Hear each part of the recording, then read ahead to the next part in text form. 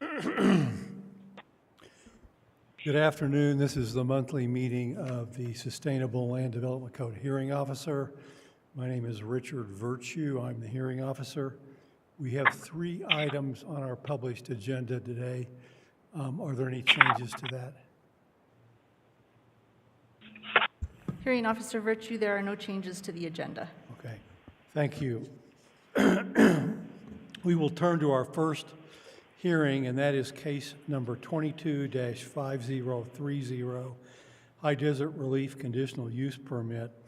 High Desert Relief applicant Jeff Robb, owner, requesting approval of a conditional use permit to allow a 2,880 square foot commercial greenhouse for use for the purpose of producing cannabis. The property is within the residential estate zoning district, and the site is located at 33, 40, 50, and 51 Persea Court within Commission District 3. With that, we'll proceed to the staff report. Thank you, Hearing Officer Virtue. The applicant requests approval of a CUP conditional use permit to allow a 2,880 square foot commercial greenhouse for the purpose of producing cannabis. The facility will be located on a 10-acre parcel, allowing the greenhouse to be set back over 70 feet from the property lines in all 4 directions. This facility is centrally located within 40 acres, which the applicant owns. The closest neighboring structure is approximately 2,000 feet away. The applicant is required to abide by very strenuous New Mexico regulation and licensing department regulations pertaining to the facility, security systems, and monitoring. The applicant has been producing medical cannabis for the state of New Mexico for over 10 years. The applicant states, we understand that a primary concern with any cannabis production facility would be nuisance odor. To control this concern, we will employ commercial or air scrubber carbon filtration units within the facility to prevent this from ever being an issue. Air scrubber carbon filtration units used for air filtration are consistent with industry standards. For obvious security concerns, this is as important for us as operators to control this issue so that we are not broadcasting our activities to anyone, regardless of the isolated nature of the property and the placement of our facility within the 40-acre property. The applicant has addressed the CUP criteria, and staff has responded to the applicant's comments. The applicant addressed and staff reviewed the following applicable design standards: access, fire protection, fences and walls, lighting, signs, parking and loading, road design standards, utilities, water supply, water conservation, energy efficiency, terrain management, solid waste, and air quality.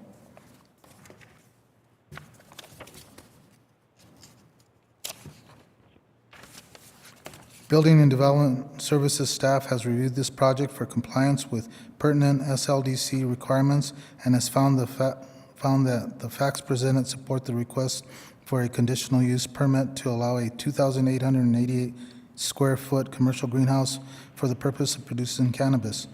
The use is compatible with the current development within the affected zoning districts. The use will not impact adjacent land uses, and the application satisfies the submittal requirements set forth in the SLDC, inclusive of the conditional use criteria set forth in Chapter 4, Section 4.9.6.5. The review comments from the State Historic Preservation Office and county staff have established findings that this application to allow a 2,880 square foot commercial greenhouse for the purpose of producing cannabis is in compliance with state requirements and design standards set forth in the SLDC. Staff recommends approval of a conditional use permit to allow a 2,880 square foot commercial greenhouse for the purpose of producing cannabis, subject to the following conditions. Hearing Officer Virtue, may I enter these conditions into the record? You may. Thank you, sir. This request and the exhibits listed below are hereby submitted as part of the hearing record. Staff requests the hearing officer memorialize findings of fact and conclusions of law in a written order. The Santa Fe County Planning Commission may be holding a public hearing on this matter on June 16th, 2022. And I stand for any questions. Thank you. I don't have any questions at this time. We'll turn to the applicant's presentation, and I would ask that anyone wishing to speak on behalf of the applicant, please identify themselves and by name and address, and we will have you sworn in. I don't have anything on my screen. I can't see anything. What? We're here as a relief, Jeff Robb and Drew Stewart.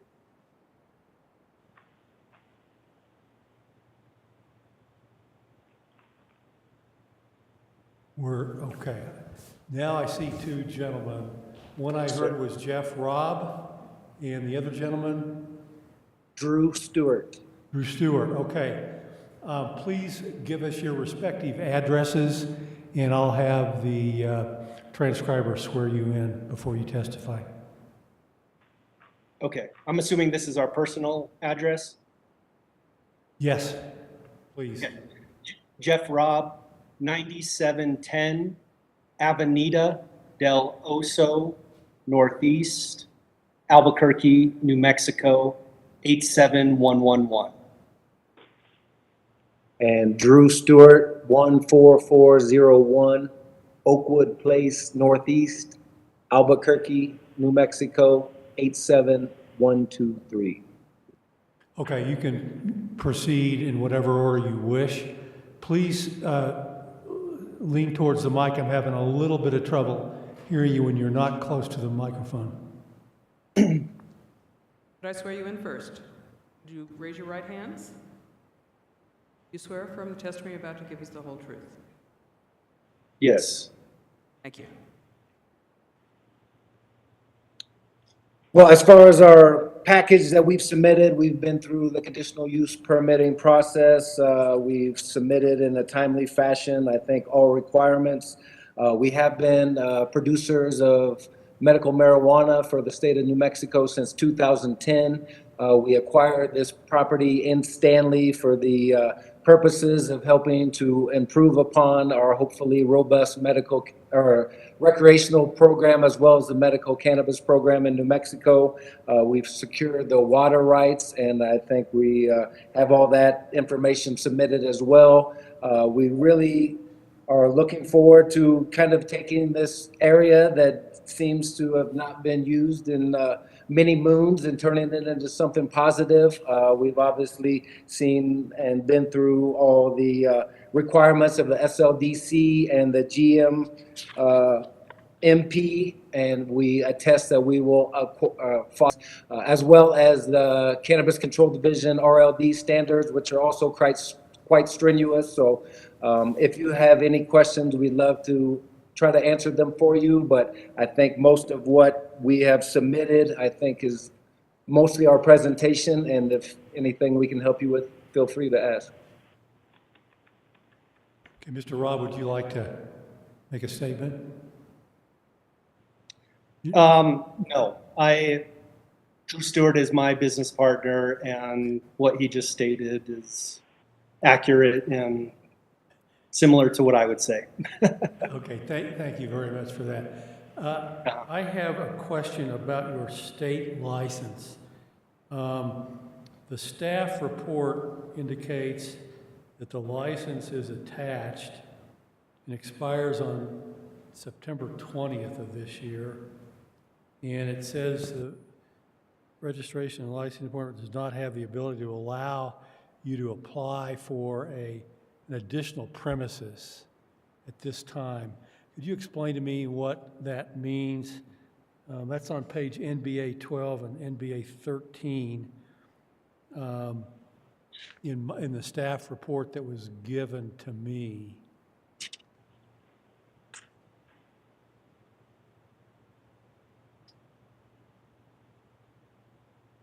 Oh, yes, that is a question. So when this happened, when we were first seeking this information, we are what you would call a legacy producer. So we have a vertically integrated licensing, allowing us to do most activities primarily production and retail. The online portal, which the RLD rolled out under this portion, when we were trying to get a document from them saying that we have the ability to add premises, which we do as a vertically integrated licensing. It's just another process that we submit through their online portal. At this time, when we were submitting this, which this is going back to October, they did not have the ability or have, I guess, the infrastructure to allow us as a current license holder to add an additional premise at that time.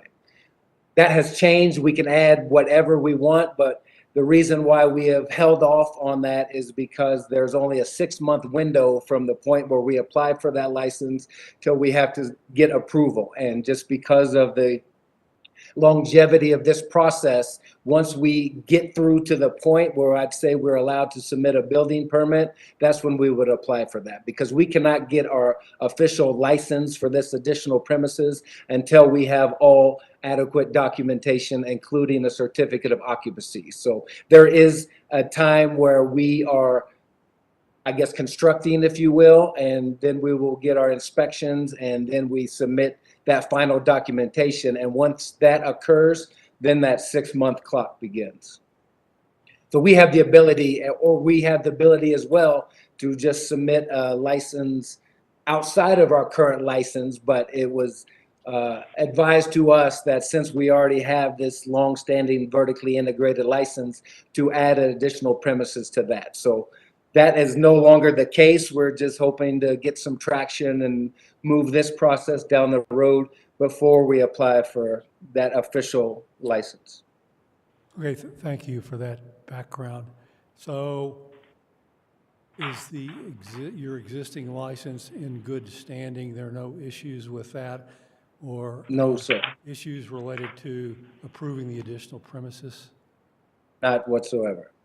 They are urging us, and we've received emails from the RLD just inquiring the status. So I think, as you know, and has been somewhat common knowledge, there seems to be a projected shortage, and we're hoping to help with that. And we're just trying to get the ability to do this on this property at the quickest time that the process allows. Okay.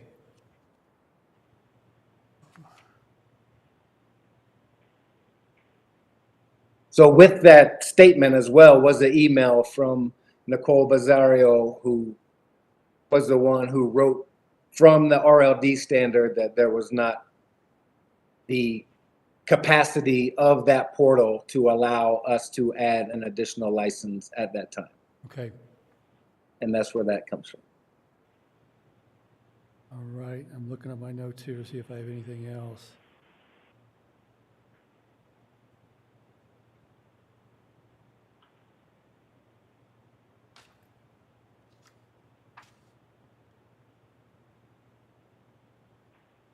Okay, I got a question. I guess this might be better addressed to staff. What's the staff's view of compliance with the RLD regulations and permit? Are you going to monitor for that, or is that a totally separate regulatory matter as far as staff's concerned?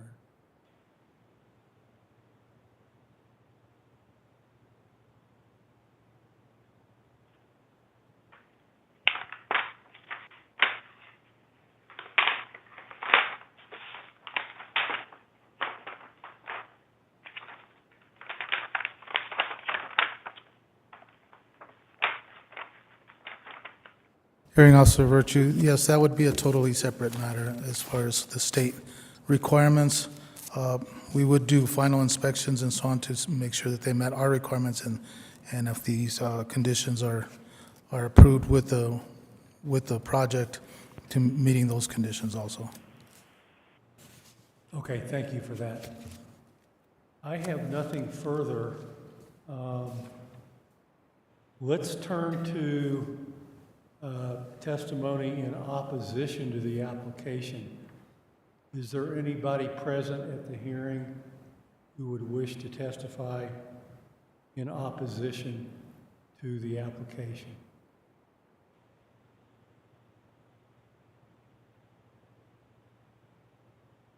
Okay, hearing none, we'll go Hearing back. Officer Virtue, I would just want to remind everyone that they would need to unmute themselves in order to speak.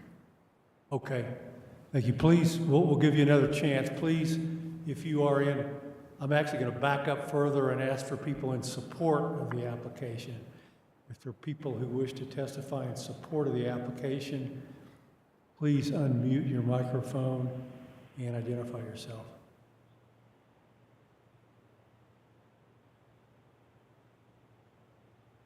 Okay, hearing none, we'll go back to those in opposition. Is there anybody in opposition to the application who wishes to testify? If so, please unmute yourself.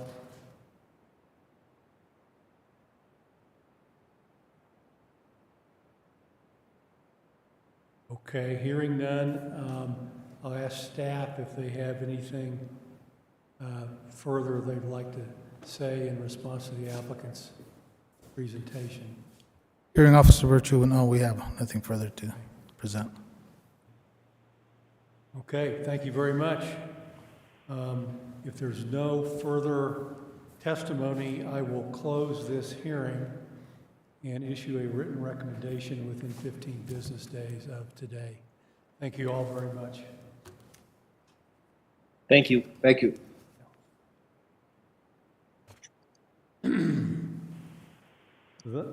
Whoops.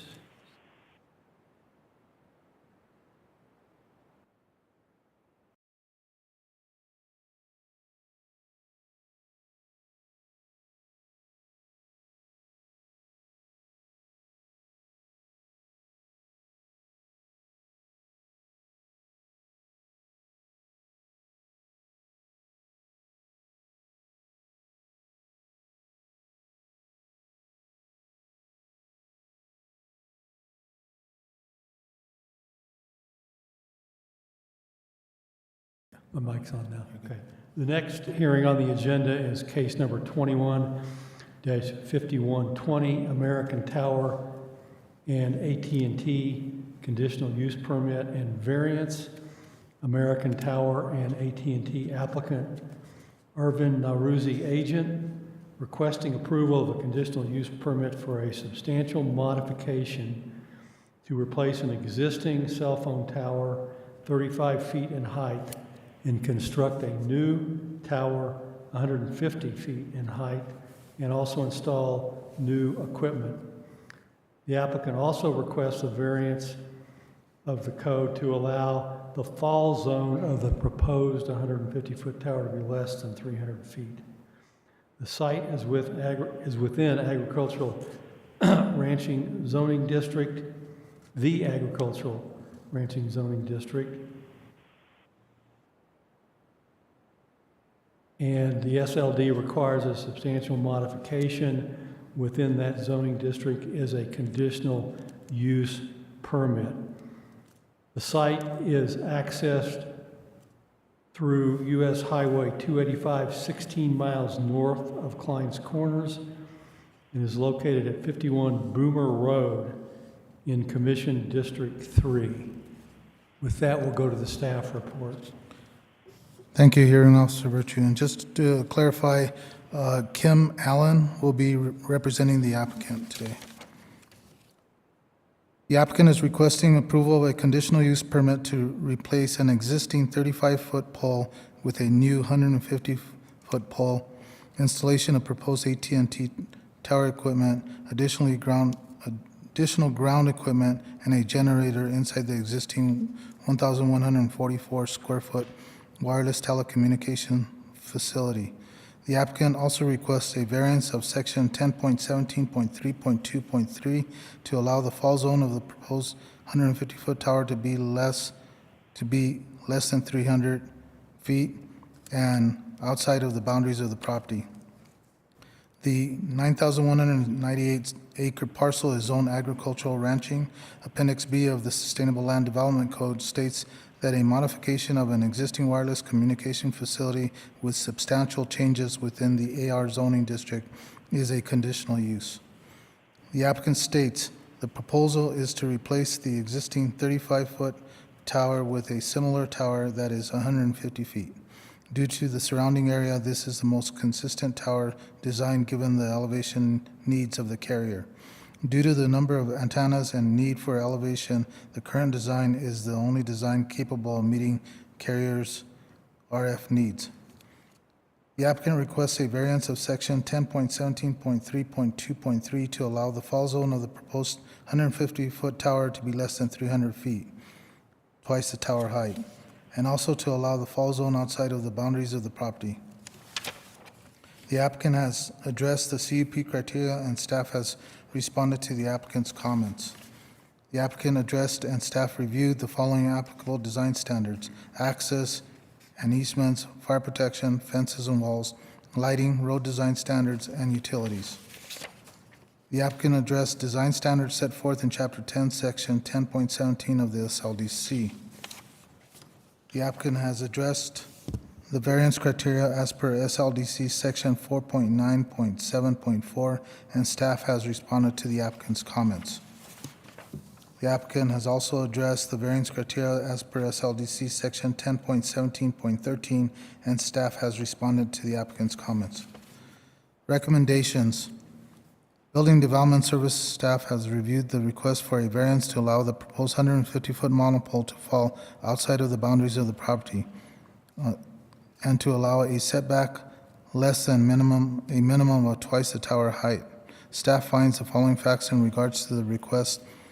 The purpose of and intent of the SLDC Section 10.17.2 is to ensure that the county's health, safety, and public welfare, environmental features of the county, and the nature of and character of the communities and neighborhoods are maintained. Staff recommends denial of the request for a variance.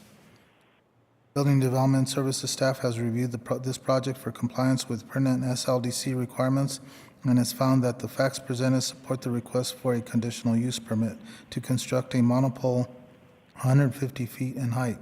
The facility meets the purpose and intent outlined in sections 10.17.2 of the SLDC, with the exception of the fall zone being outside of the boundaries of the property and not meeting the setback of twice the tower height.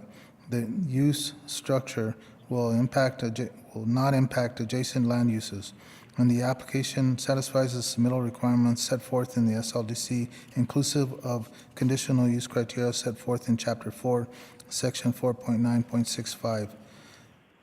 Staff recommends approval of the conditional use permit to construct a monopole 150-foot in height within a 1,144 square foot leased area located at 51 Boomer Road, subject to the following conditions. Hearing Officer Virtue may enter these conditions into the record. Yes, you may. Thank you, sir. This report and the exhibits listed below are hereby submitted as part of the hearing record. Staff requests the hearing officer memorialize findings of fact and conclusions of law in a written order. The Santa Fe County Planning Commission may be holding a public hearing on this matter on June 16, 2022.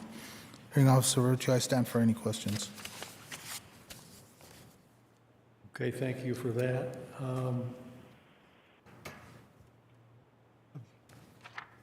Got a question about the notice that was given of the neighborhood meeting. Chapter 10, Section 10.17.3.31 requires that letters of coordination, is what they're called, be sent to any carriers that operate towers within 2 miles of the facility. And I didn't see in the notice, description of the notice that was given, it only covered landowners. It didn't cover other operators. Can you clarify for me if notice was given to the other operators? Or any other operators if there are any? This might be something that it should be in the record, I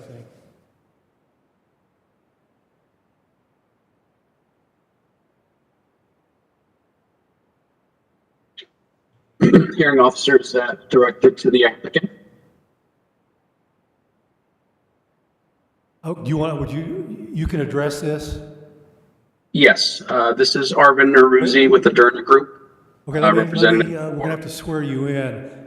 Sure. Let's see if Mr. Larinaga wants to address it first, and then we'll go to you. He's looking for something, so I'll let him finish looking.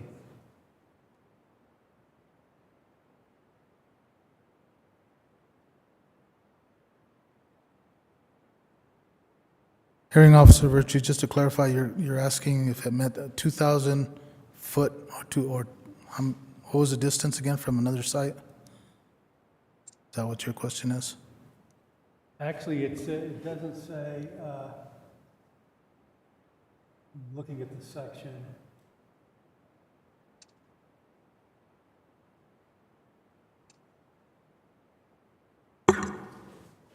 The section I'm referring to says, please inform the county administrator if you intend to own, operate any other wireless communication facilities within 2 miles of the proposed facility, or if you have knowledge of an existing building or antenna or supporting structure that might accommodate the antenna with the proposed facility. So that's actually the section I'm asking about, if there was any information provided about that. Hearing Officer Virtue, can you identify the section that you're citing? Yes, reading from? as I stated when I first asked the question, it's section 10.17.3.11.2. It's in the third subparagraph.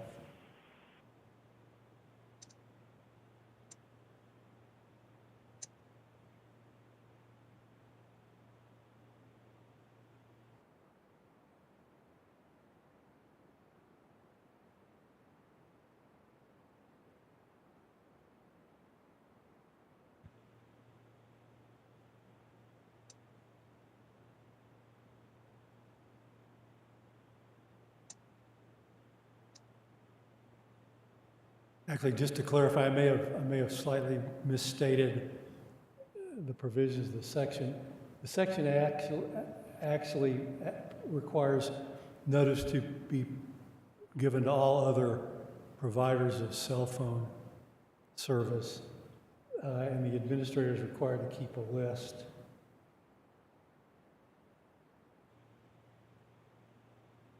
Like I said, within 2 miles, I'm not seeing the 2 mile requirement.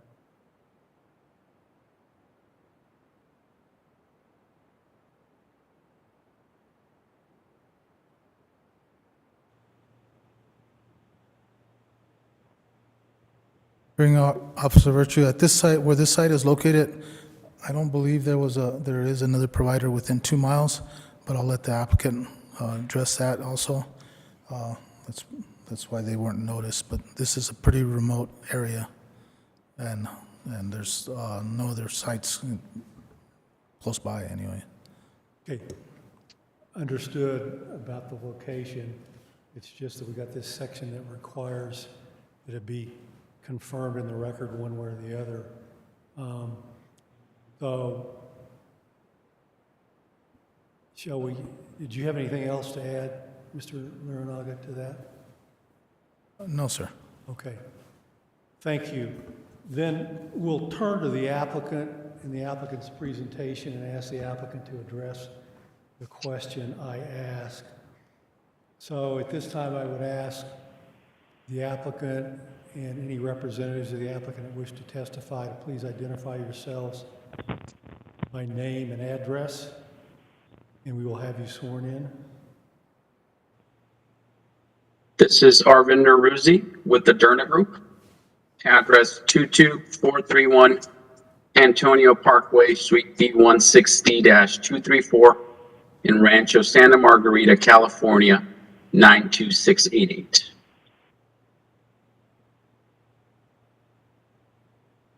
Okay, is there anyone? And I'm Kimberly Allen.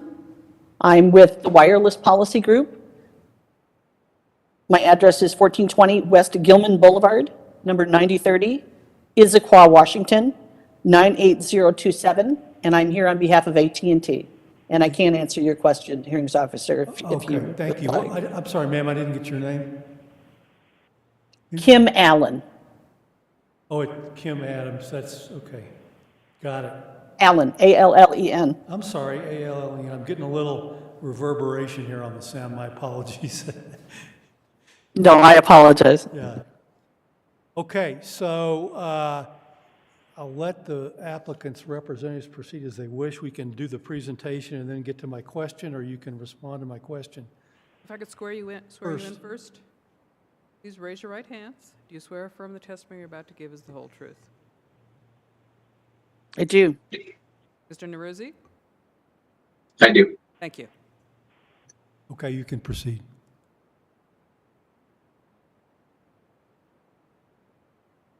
As mentioned previously, we are here to propose a drop and swap of an existing cell site facility to replace an existing 30-foot, 35-foot tower with a 150-foot tower to allow co-location of AT&T equipment for this area.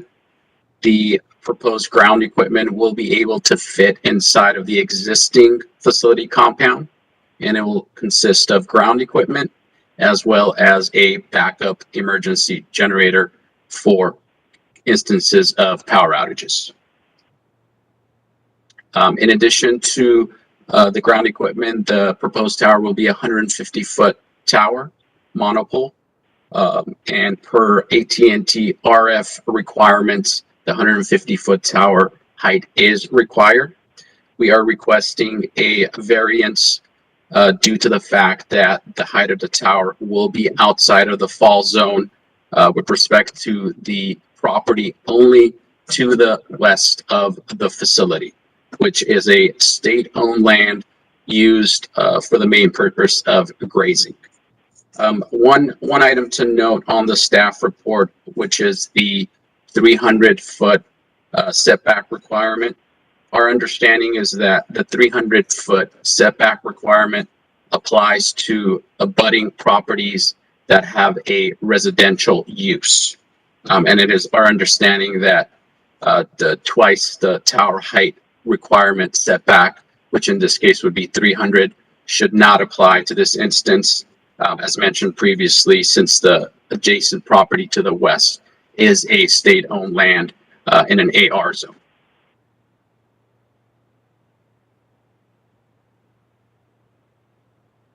Okay.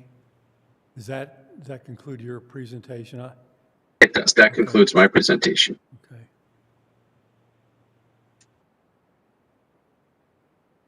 Okay, we'll go to Ms. Allen. Well, no, let's back Thank you, up. Hearings Officer Virtue. Pardon me? Uh, Oh, we're going to go. Yes, I do have an addition. We're going to stick with the current witness here and see if anybody has any questions for him.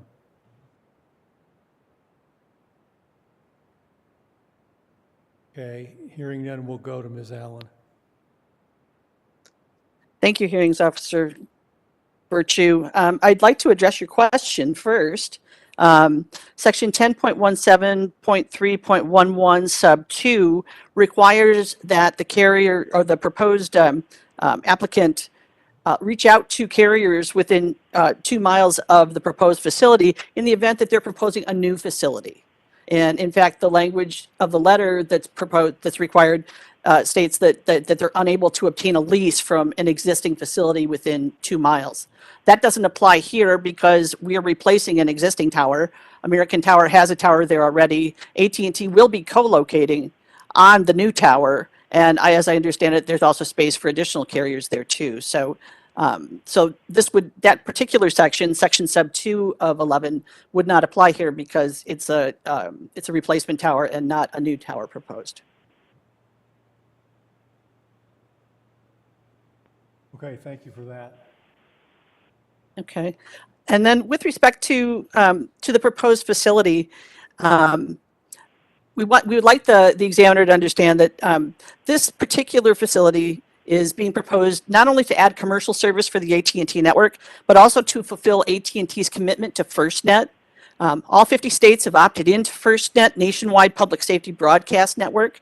The FirstNet Responder Network Authority through a public-private partnership with AT&T, which will provide the nation's first high-speed nationwide wireless broadband network that's dedicated to federal, state, and local first responders. Various public safety agencies, including rural fire districts, will be able to communicate on the FirstNet network, allowing greater coordination and faster response times. The benefits include a dedicated broadband network, including deployable satellite-based mobile units, increased wireless coverage for emergencies, more sophisticated broadband capabilities for rural and tribal enforcement, wildland firefighters, and rural emergency management support personnel. AT&T will provide widespread coverage and meet the communications needs of first responders over a long-term period. This is a 25-year contract, and AT&T has committed to the states to build various facilities by March 31st of 2023 and have them on air. This particular facility is one of those FirstNet facilities that will be part of that emergency network. So time is of the essence here, and that will become important when we discuss the variance in a bit. I'd like to echo the representative from American Tower discussing 10.1732, the setback provision. Just the plain language of the setback provision indicates that all new antenna supporting structures shall be set back from the property line a distance equal to its potential fall radius as certified by an engineer. And in this case, and then the ordinance goes on to say that except for an antenna supporting structure sited in a residential zone, the potential fall radius shall at a minimum be at least the height of the tower, and in the event of its fall, cannot fall outside of the boundaries of the property on which it is sited.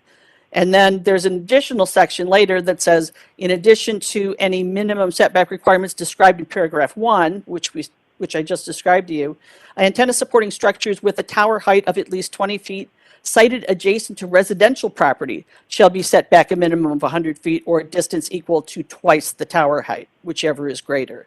So clearly, the language of the ordinance breaks out residential properties as having the more robust setback, and leaves the rest of the properties that are zoned otherwise to a tower height setback.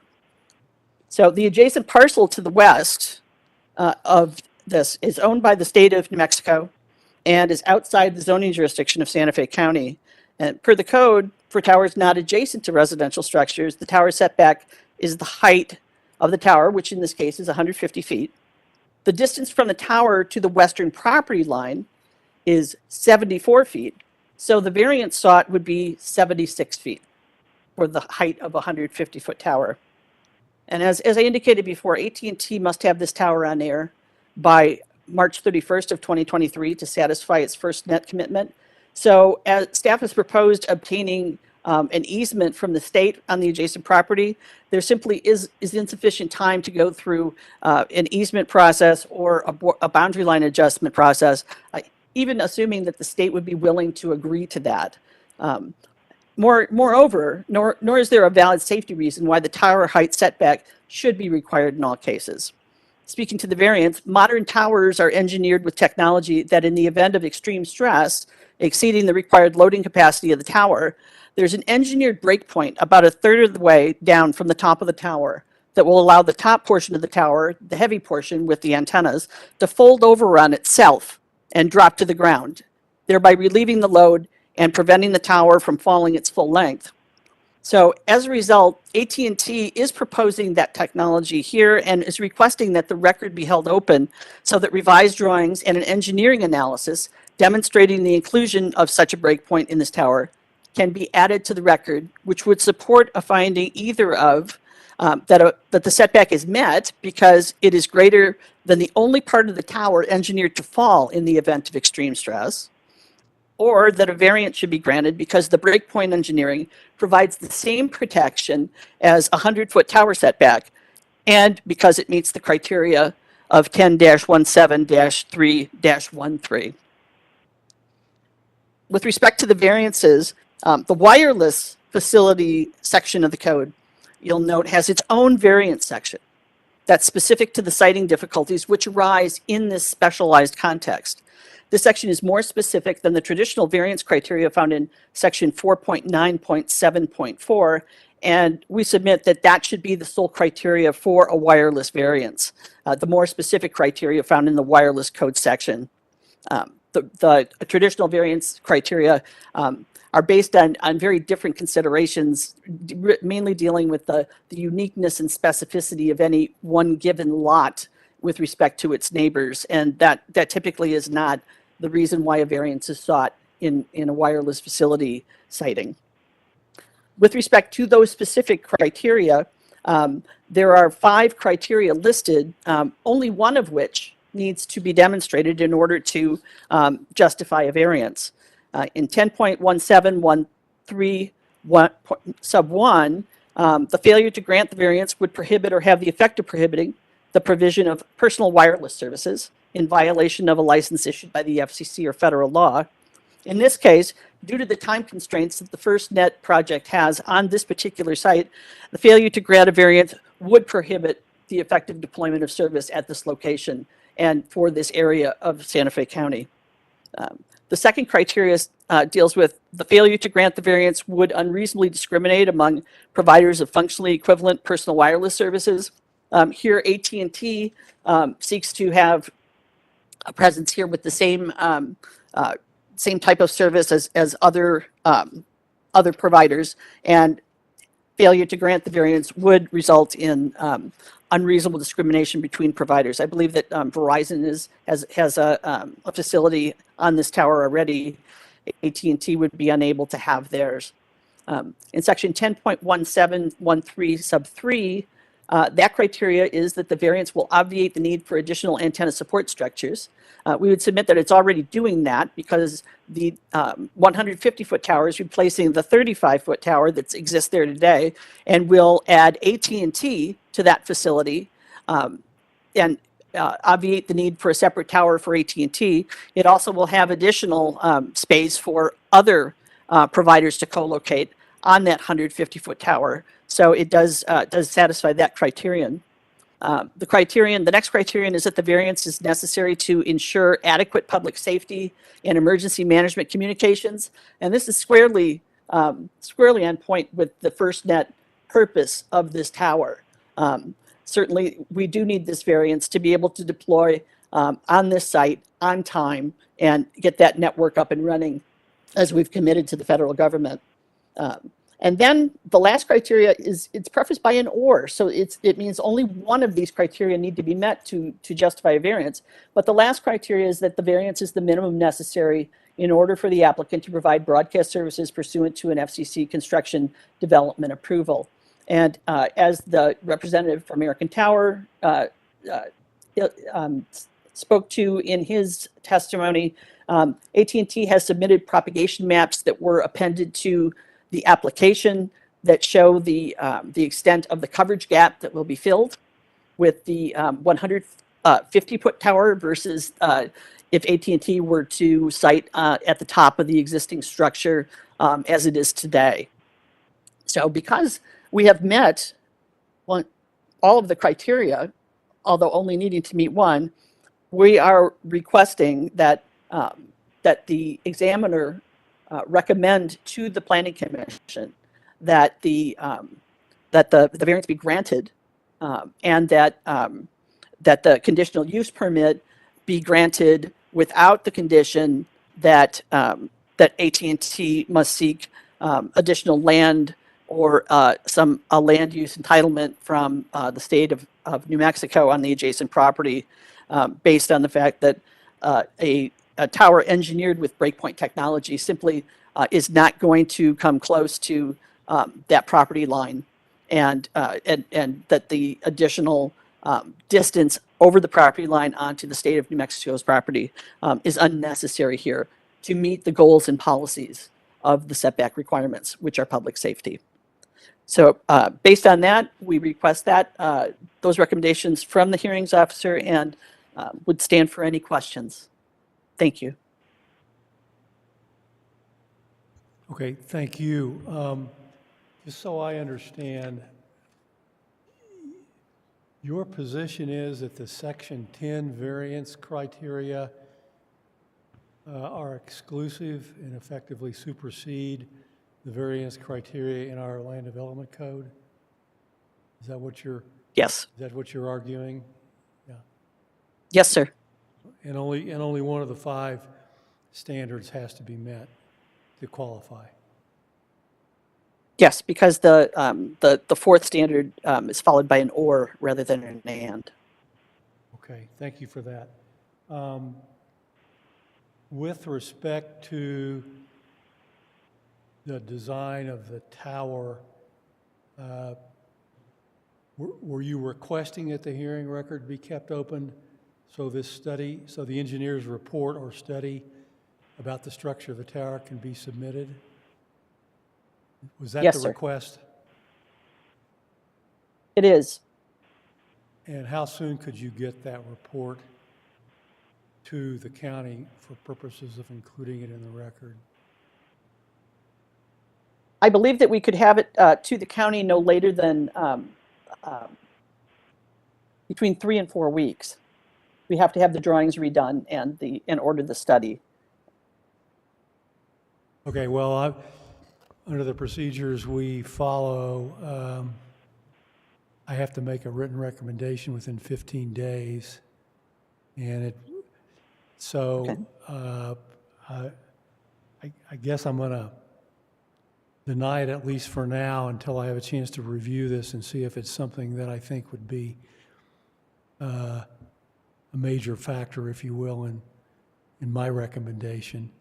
So for now, I'm going to basically take it under advisement and go ahead and proceed with my recommendation, and I may or may not allow it once I've looked at the complete record to date.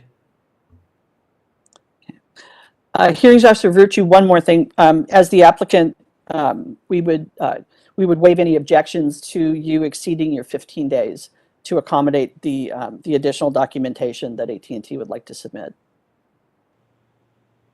What's the staff's view of that? We're looking at 3 to 4 weeks.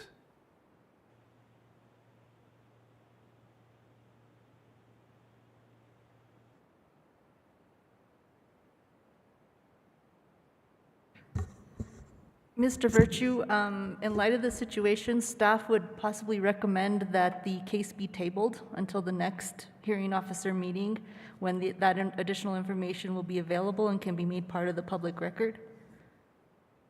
I think that's an appropriate way to proceed under the circumstances.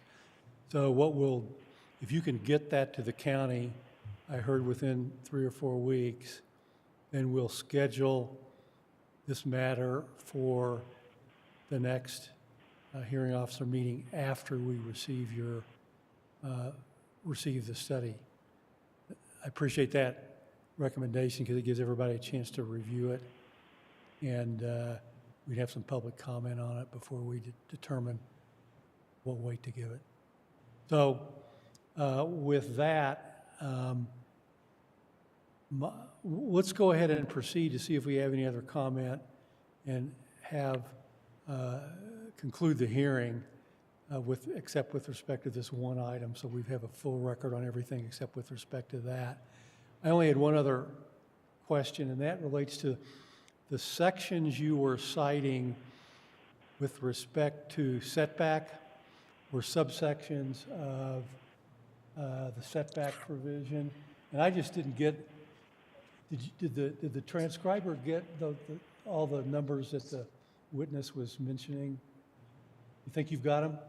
Okay, then I'll withdraw my question and I'll rely on the transcriber to give me the proper sites, because I'm not sure I heard them when you were running through them. Okay, with that, do we have any other questions of this witness? Okay. We'll turn to testimony from the public at this point. Do we have anyone present who wishes to testify in favor of this application? Unmute your mic if you want to testify, please, and state your name.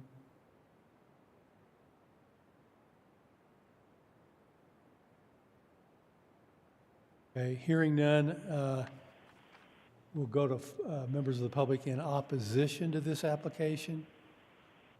Are there members of the public who wish to testify in opposition to the application? If so, please unmute your mic and identify yourself.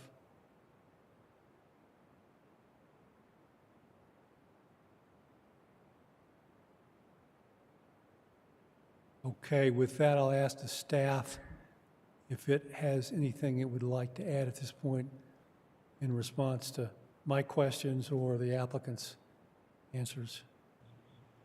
Hearing Officer Virtue, we don't have anything further to add. Okay, thank you. So with that, I'm going to consider that we've had a full hearing on this matter, except for the question of the engineering study on the structure of the cell tower. So I'm going to table the matter until we have received that report, until the county has received that report, and then the matter will be rescheduled for the next hearing officers meeting for the purpose of considering the contents of that engineering report. So with that, I'll declare this hearing closed, and we will move to the next item.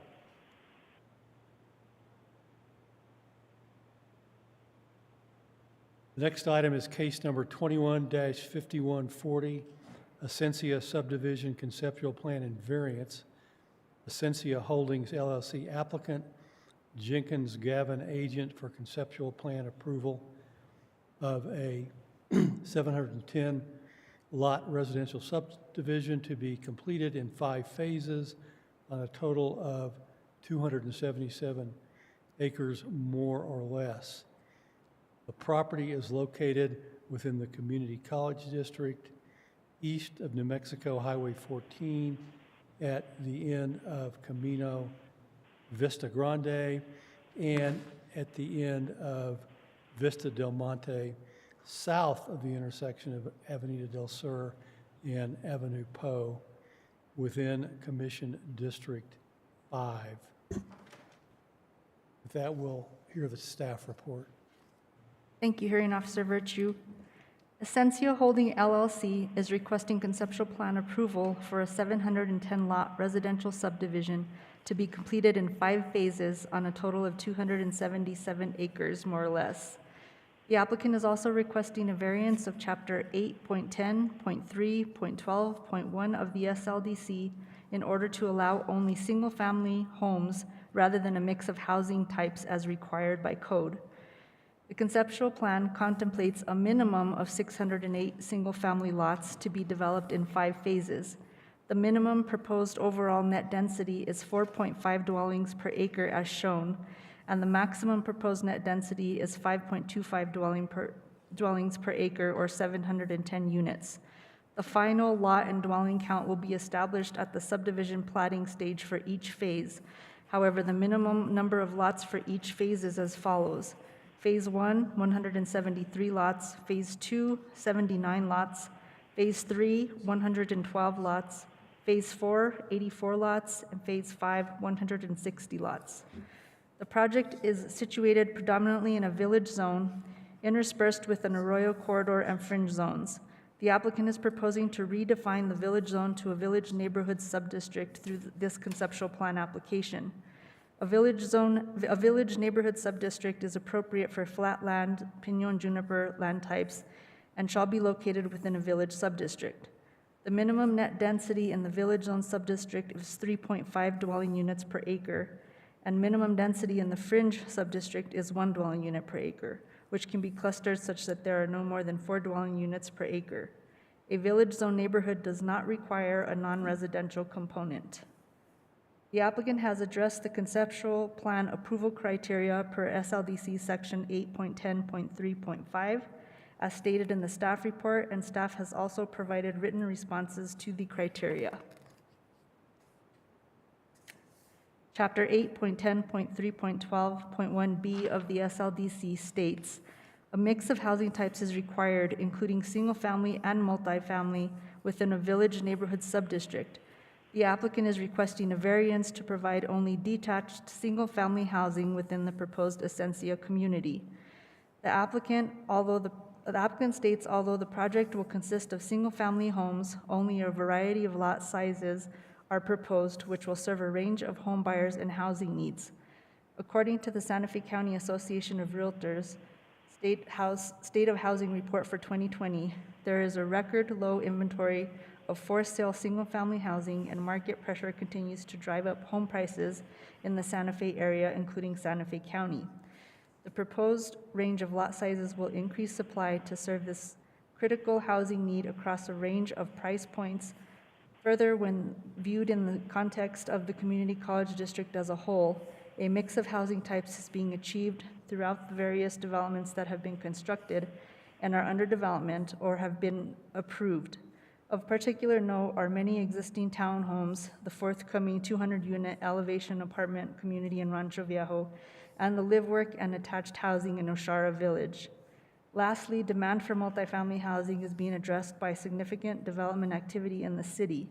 As of April 2021, 1,216 units were under construction, and another 1,747 units were approved for a total of almost 3,000 new apartment units.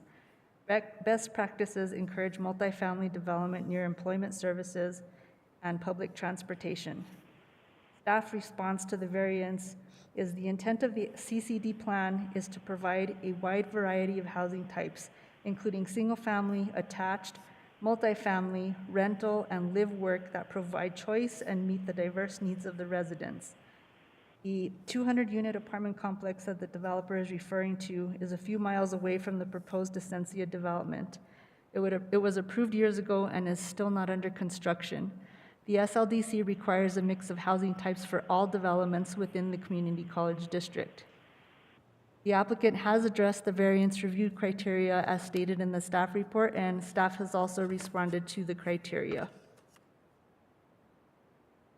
The following studies, reports, and assessments were submitted for the application: an environmental impact report, an adequate public facilities and services assessment, water service availability report, a traffic impact analysis, and a fiscal impact analysis.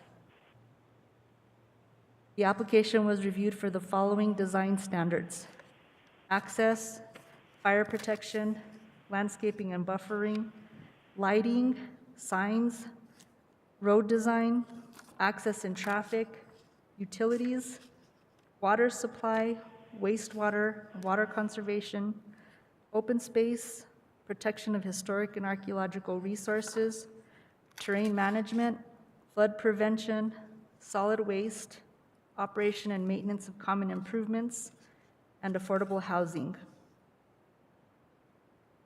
Building and Development Services staff have reviewed the application for conceptual plan approval and a variance request for compliance with pertinent Sustainable Land Development Code requirements. In regards to the variance, staff finds that the variance to have only one housing type does not meet the spirit and intent of the SLDC, and the applicant has not demonstrated that there are extraordinary and exceptional situations or conditions of the property.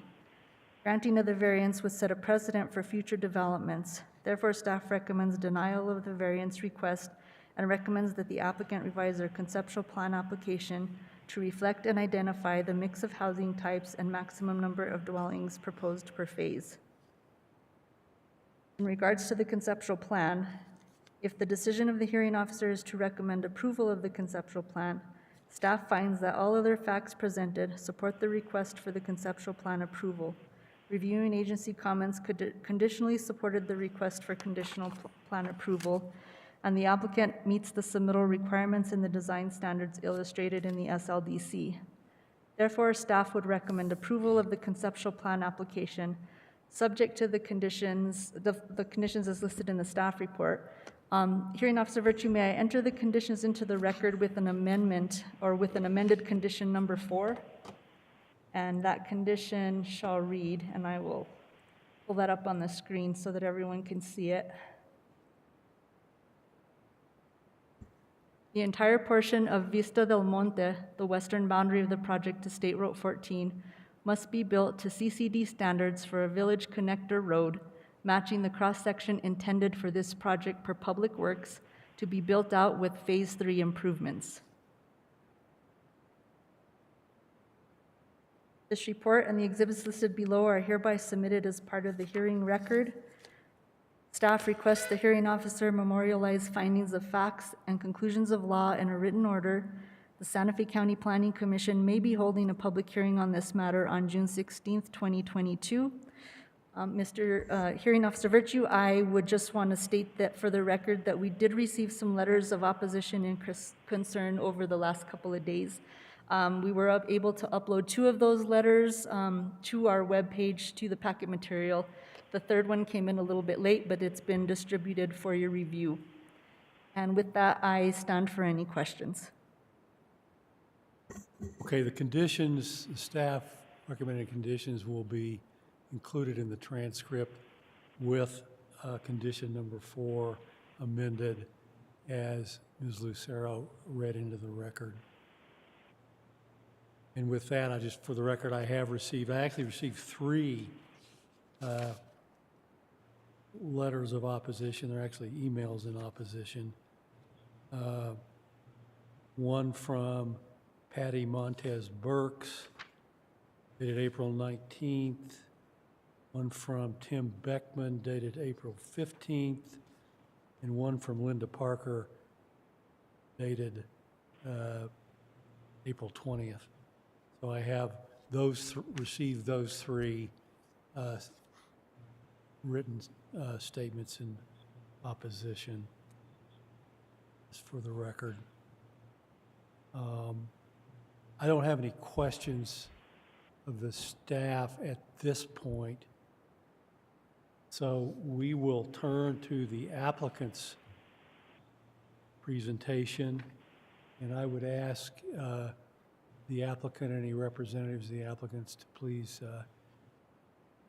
identify yourselves by name and address, and we will swear you in and you can present your testimony.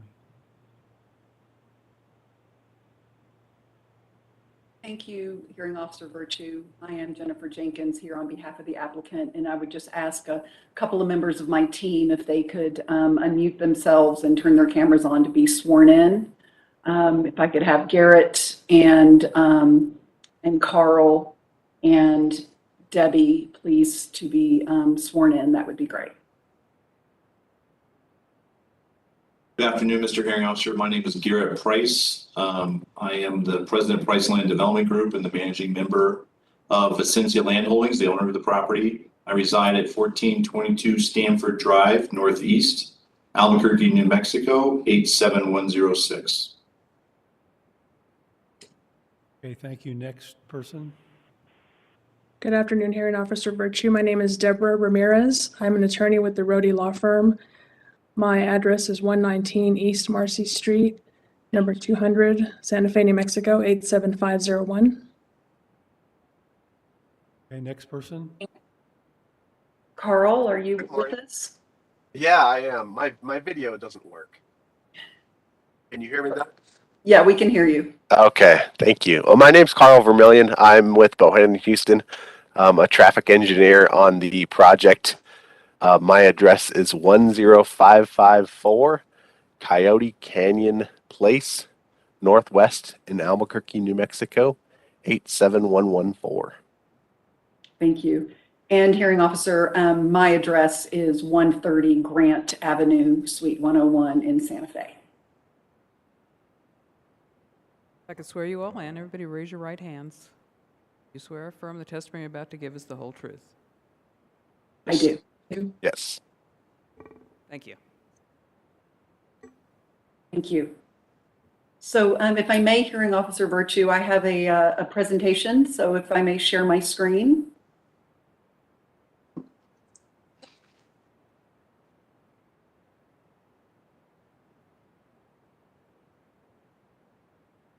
Let's see which screen.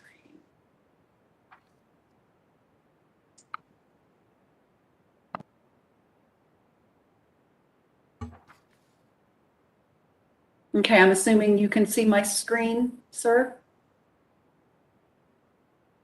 Yes, I can see it. Okay, wonderful, thank you. So here, as I said, this afternoon on behalf of Vicencia Holdings LLC, in request for conceptual plan approval for the proposed Vicencia subdivision.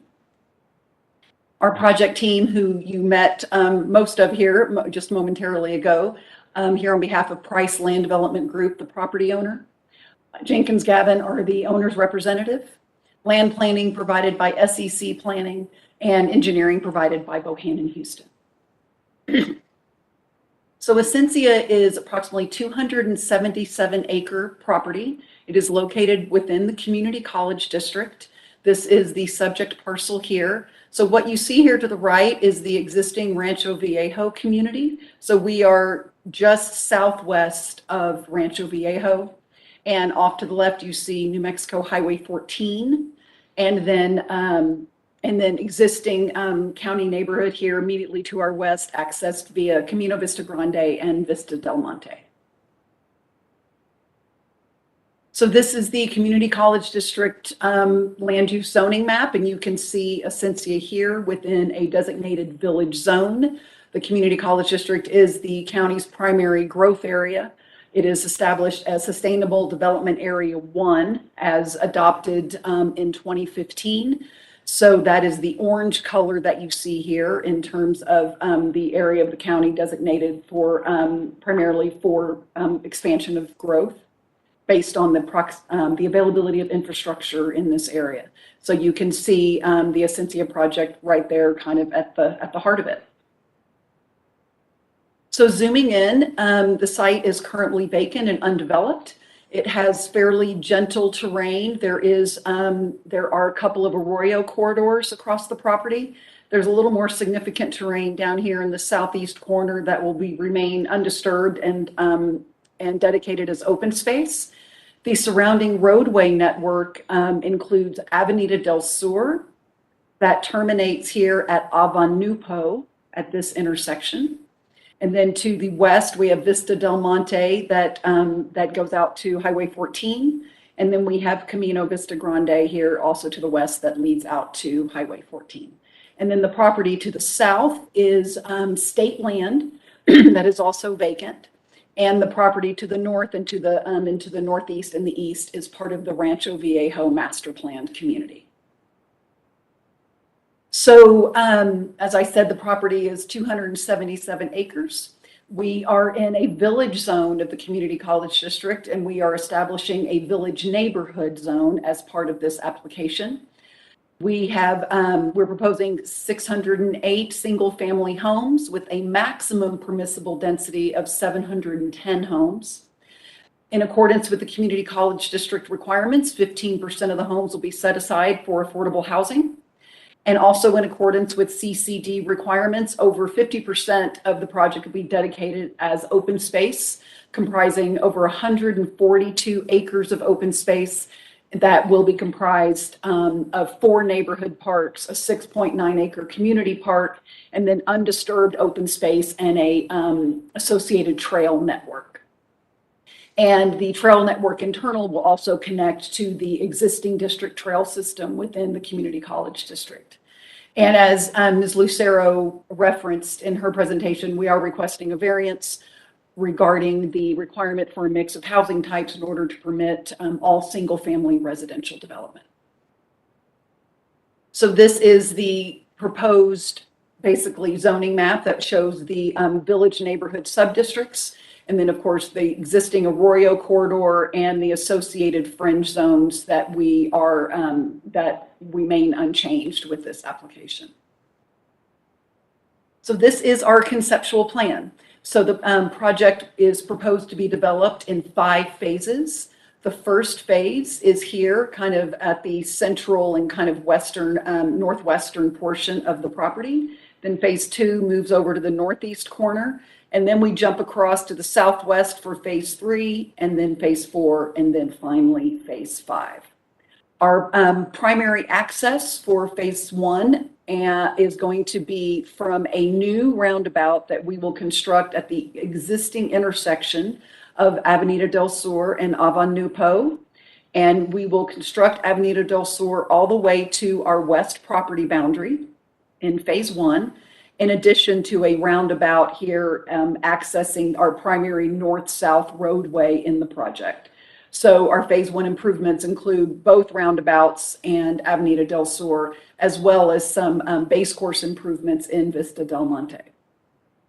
And as you can see, the gray areas here are the open space, and we have our larger community park. We have smaller neighborhood parks that you can see here in each phase. And then we also have a couple of public trailheads, as well as you can see the pretty robust trail network moving through the project. So this is a conceptual lot layout. This again is conceptual at this point, and will be finalized with each subdivision plat application that is submitted to the county for each phase. We are proposing a diversity of lot sizes ranging from a 45-foot wide lot up to a 65-foot wide lot. And you can see the roadway networks. There's a lot of interconnectivity among the phases. So we have, I don't think we have really, I think we have one dead-end street in the entire neighborhood. So that really creates a lot of sense for creating community within a neighborhood. Every neighborhood has great access to the open space and the trail network and to the park areas. And in this location here, one of our very significant public infrastructure improvements includes a new sewer line extension from this point on the west edge of the property that will be aligned with Camino Vista Grande out to the Valle Vista wastewater treatment plant, the lift station there. And so this is over 1.5 miles of sewer line, which is a really critical improvement for the county's wastewater treatment system, serving the community college district and serving this primary growth area. So this is, and so that will all be constructed within Phase 1. So this are some concepts for the parks that will serve the community. This is our community park concept, which is almost a 7-acre park that includes passive as well as active recreational opportunities. It includes a parking area and connectivity to the trail network as well as the sidewalk network. And then on the right, you can see kind of our smaller neighborhood pocket parks that are primarily passive in nature, but really creating a gathering space for community interaction as people are out, you know, walking their dog or just want to enjoy the outdoors, have a picnic. So it's a little more of a passive recreational space. So this is a plan of that sewer line extension that I referenced, starting at the west terminus of our last cul-de-sac here in the community, running down existing right-of-way within Camino Vista Grande out to Highway 14, and then it crosses Highway 14 and then heads out to the Valle Vista, existing Valle Vista lift station, and that effluent does flow to the county's Quill wastewater treatment plant. So this is the Community College District circulation map, and what this did back in 2000 was lay out what the kind of overall transportation plan was for the Community College District around connectivity of roadways internal to the district, as well as how those roadways would connect to the exterior existing transportation network. And down here in the zoom in, you can see the Essentia project that shows that north-south roadway that we are proposing and the connectivity to Avenida del Sur, as well as a future connection to Avanupo to the east. And this is the Santa Fe County Transportation Plan, that came later, that does mirror pretty consistently the Community College District Plan. You can see the north-south roadway here connecting to Avenida del Sur, which is, we are aligning with this very closely. And then, of course, the connection out to the east to Avanupo, and then the connection and the continuation of Avenida del Sur out to Highway 14. So a traffic impact analysis was prepared for the project. There were 6 existing intersections that were analyzed, and which are identified here, from starting with Highway 14 and 599 and the Vista del Monte intersection, and then up to Highway 14 and Rancho Viejo Boulevard, and then over to the Avenida del Sur and Richards. Then we have Avenida del Sur and Rancho Viejo Boulevard, Avenida del Sur and Abanupo, and then our proposed access point connection to Avenida del Sur here. So the traffic counts were conducted on February 9th, and and obviously that was during COVID conditions. So in accordance with NMDOT policy and their approved methodology, the background traffic was modified in order to reflect pre-COVID conditions. And this is consistent with how traffic studies have been prepared over the last couple of years based on NMDOT guidelines. And as I'm sure you're probably aware, hearing officer, when we do traffic studies, we look at intersections and that capacity analysis, because those are the choke points of any transportation network. And it's based upon levels of service. So there's somewhat of a grading system, if you will, that goes from level of service A, which is minimal delay at any intersection, all the way down to a level service F, which is considered a failing intersection. So our traffic study results, as you can see here, that we have the existing conditions, and then we go through phases 1, 2, 3, and then full build out, and that we maintain acceptable levels of service in the build condition all the way through the horizon year. And so the assumptions that were used based upon the transportation connections, in phase 1, we assumed the connection to Avenida del Sur to the north. Phase 2 also assumed just an Avenida del Sur connection to the north. And then phase 3, we assumed the connection, in addition to our north connection, the connection out to the west to Highway 14. And then in the full build out, we assumed the connection through Avenida del Sur to the north as well as to the west. And just in order to be as conservative as possible with respect to the analysis, none of the assumptions included the connection to Abanupo to the east. And I'm going to talk about why that is. So it just graphically represents the proposed roadway improvements. So as I mentioned in phase 1, we will be constructing a new roundabout at the existing Avenida del Sur Abanupo intersection. We'll be constructing a new roundabout at our primary access point into the community. And then this roadway will terminate at our west boundary to connect to the existing Vista del Monte. And we will also be doing base course improvements in Vista del Monte to ensure a 22-foot wide base course drivable surface all the way out to the point where the pavement begins and county maintenance begins out to the west. And then we are also dedicating right-of-way for a future roadway connection to the south to the state land for when that land potentially develops. And we're also dedicating right-of-way for a future connection to the east to Abanupo. So with respect to Abanupo, condition number 3 in your staff report states that the connection to Abanupo on the east side of the property must be made in phase 2. Under normal circumstances, that would be fine. However, we do not have easement across the Rancho Viejo property to our east so we have no frontage on Abanupo. So just, going back here, there's a gap right here. So we have no frontage. And so in order to facilitate this required connection, and we are aware that this is reflected on the CCD transportation plan as well as the county's transportation plan, we would need to acquire right-of-way here. We spent 5 months in a good faith concerted effort to procure right-of-way or easement in that location in order to construct this access point. In the beginning, we really wanted Abanupo to be our front door, if you will.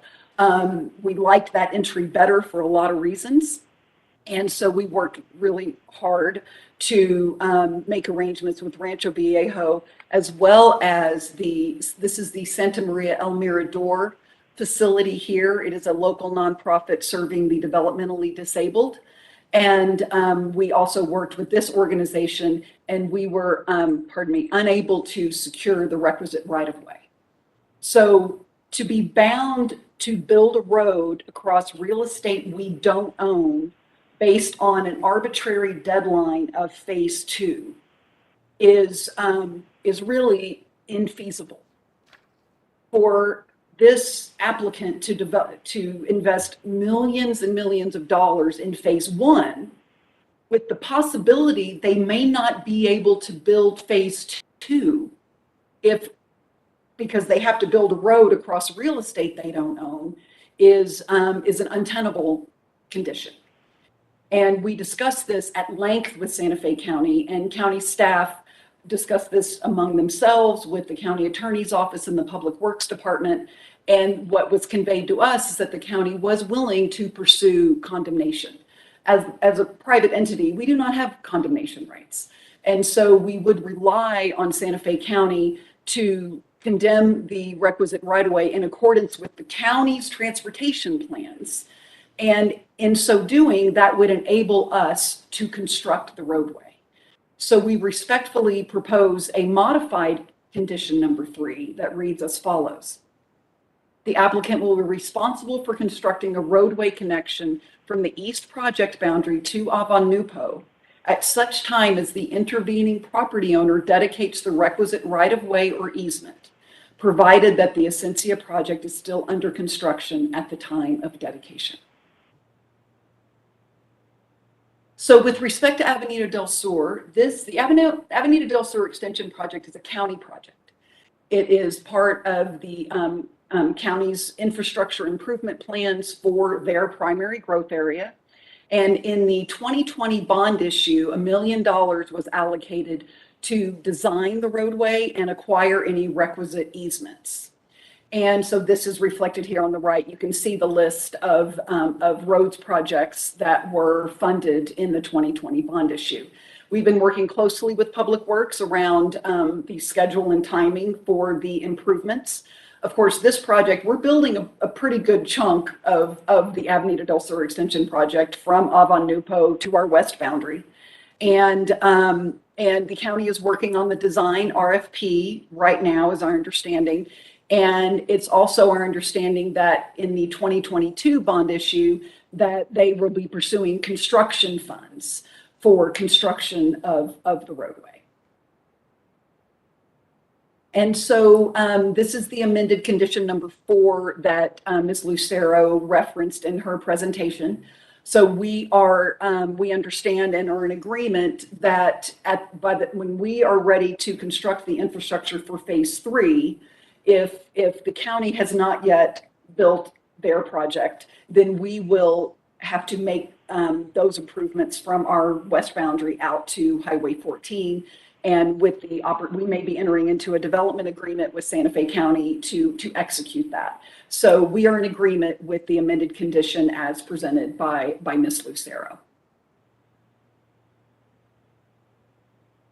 So as you may have noticed in the staff report, hearing officer, we had identified with respect to our overall signage plan for the project that we would be proposing an individual monument sign for the kind of distinct internal subdivisions inside the Essentia master plan area. So this is a significant project. It's over 600 lots, potentially 700 dwelling units. And this is not necessarily one builder. This is not necessarily one master community. We will have individual subdivisions here that will have their own brand. They will have their own builder.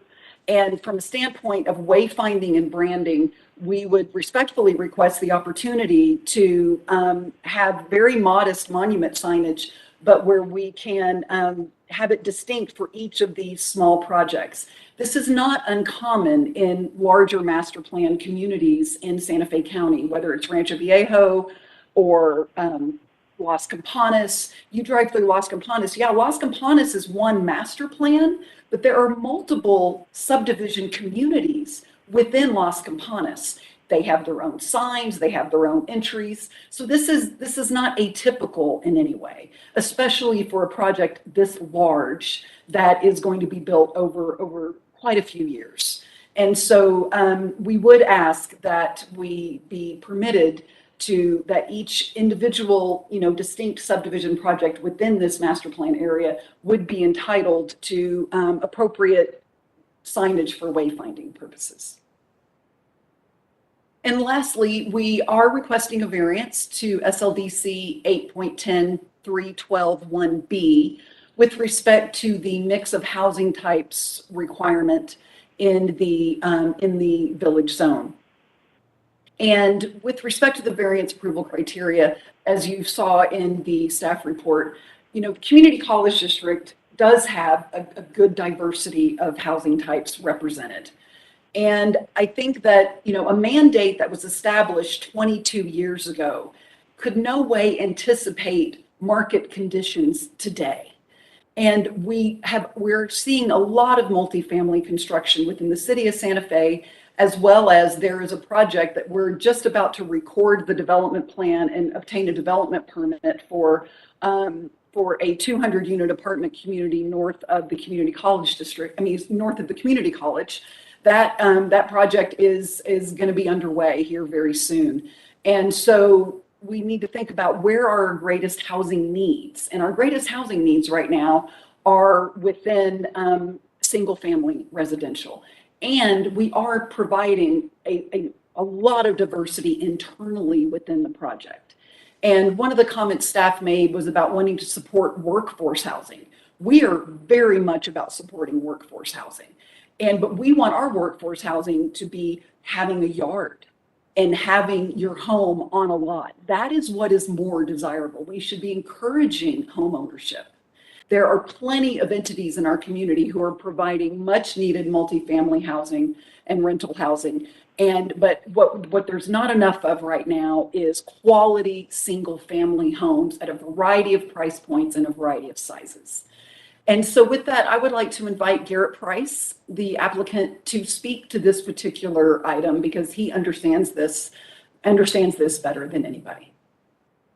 Thank you, Jennifer. Mr. Hearing Officer, I appreciate the opportunity to talk about this topic. As a backstory, I think is pertinent to this discussion is prior to forming Priceline Development Group 5 years ago, I spent 20 years in public home building.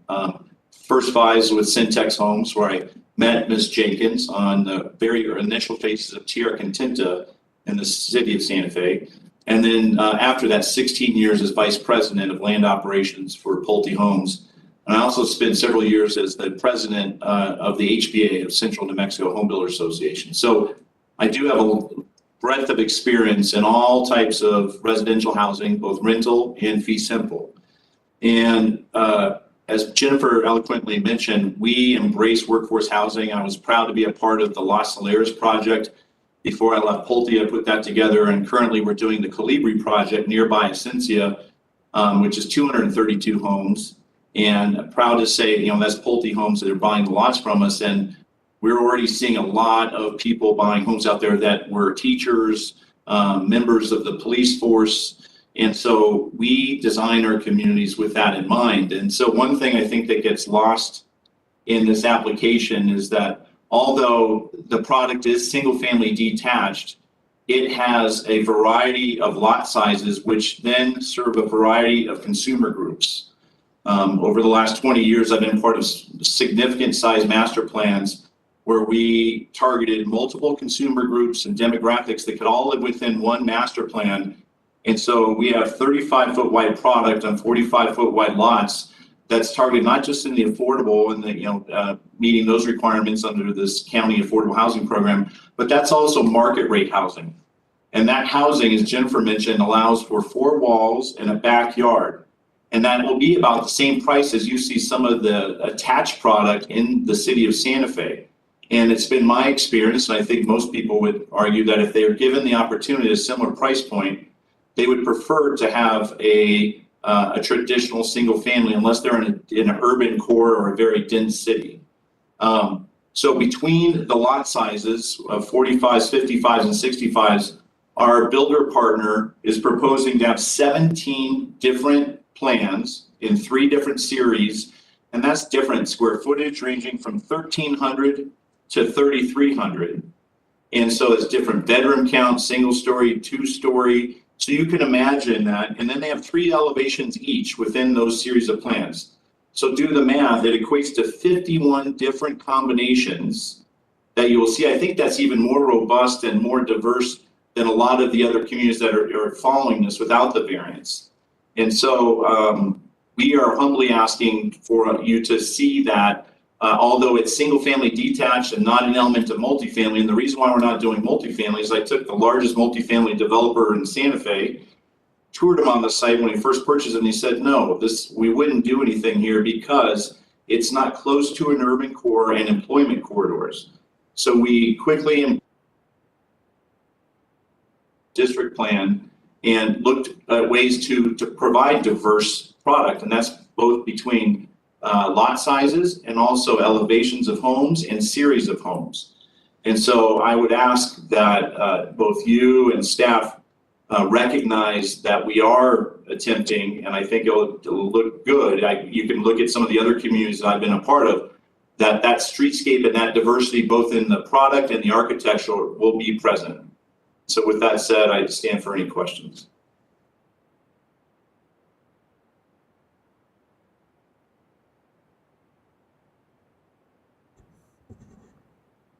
Okay, Officer let's, Virtue, it appears that Ms. Jenkins was speaking, but I think Oh, she was. I'm muted. sorry, I was muted. So yes, thank you, hearing officer. That does conclude our presentation, so we'd be happy to stand for questions.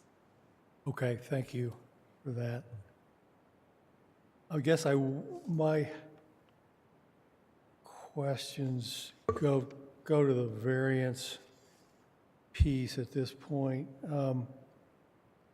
When I address this to is it Mr. White?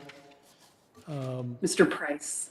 And, or who, Ms. Jenkins, I mean, what is the hardship?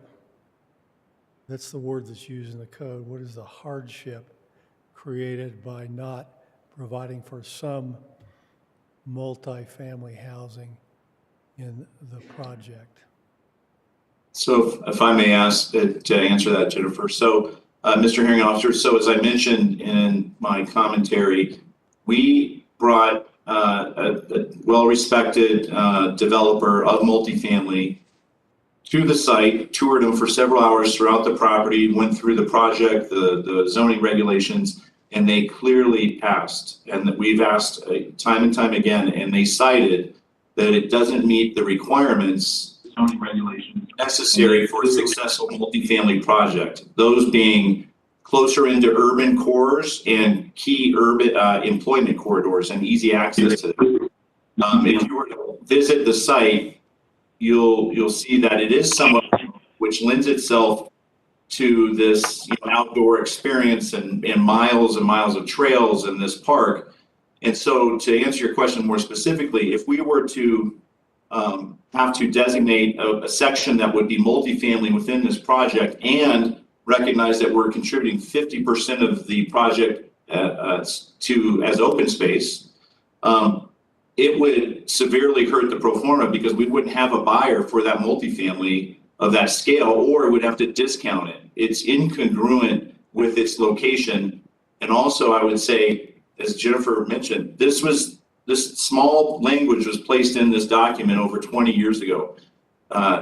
Demographics and real estate trends have changed dramatically. There's a place for multifamily, but I do believe, and we've done this before, that through single family detached, we can still provide that diversity in housing product and price point, serving a diverse group of people, that you'll have an entry level home, not just the affordables, but entry level serving workforce housing needs, and also move up and luxury, all in the same community using the same amenities through what we're proposing. But if we were to designate a specific section with multifamily, it would severely hurt our pro forma and our investment strategy.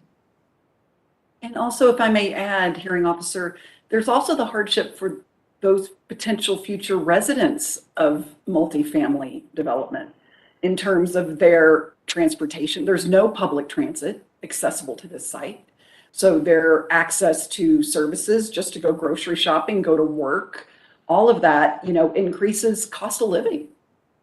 So, you know, what is unique about the other multifamily project that is going to be kicking off here, it's directly adjacent to the community college, directly adjacent to a city bus route.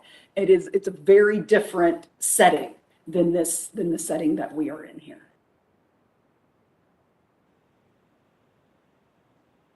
All right. Have you done any studies that show that this particular location is, outside the parameters of a good location for a multifamily? In other words, how Mr. Hearing close Officer, does it have to be to yeah. transit to meet standards? How close does it have to be to grocery stores? I'm trying to get Mr. Hearing Officer, some objective- we have not performed, Can I I'm finish? sorry. Yeah, Yes, I just sorry. trying to get some objective information related to the inappropriateness of this location for multifamily housing. Great question. Mr. Hearing Officer, we have not prepared a specific study to that effect. I did, again, engage a very well-respected president of a multifamily development company that's done several projects in Santa Fe. It was a counterpart of mine and a good friend, and toured him on site, respect him. And to me, that was my market study when he said there's absolutely no interest. We asked others in the market and outside the market. And so that was our test. We did not, after that discussion, see the need to invest money in a study that would only confirm what the president of this investment company confirmed. However, again, I would suggest that the 25 plus years of experience that I have in that market would also supply, I think, inherent knowledge about what works and doesn't work. But to answer your question specifically, we did not do a study specific for that. And anecdotally, hearing officer, so why has there not been a multifamily project in the community college district? The market tells you everything you need to know. There has been rampant multifamily development within the city of Santa Fe. You can get the density that you need in the community college district. There's no maximum permissible density. Absolutely, there's no maximum. But yet when all of this activity has been going on, you just look at where are the multifamily communities being constructed. That tells you everything you need to know. And the only community that's been entitled and is moving forward in the district is very unique in terms of its location relative to the rest of the district. And it's probably potentially maybe the only site. Time will tell. The community college district by no means is built out. But I think the fact that there hasn't been one constructed and the amount of activity we've seen in Santa Fe over the last 3 years, that it speaks volumes. Okay, thank you for those answers. I also had a question about the Department of Transportation comments on the traffic impact, and I'm not finding my note here, but I believe the reference in the submittal, the packet that I got, indicated that the Department of Transportation comments on traffic impact, and I think this was for the area around Highway 14, had not been received yet. Can you give me an update on the status of that?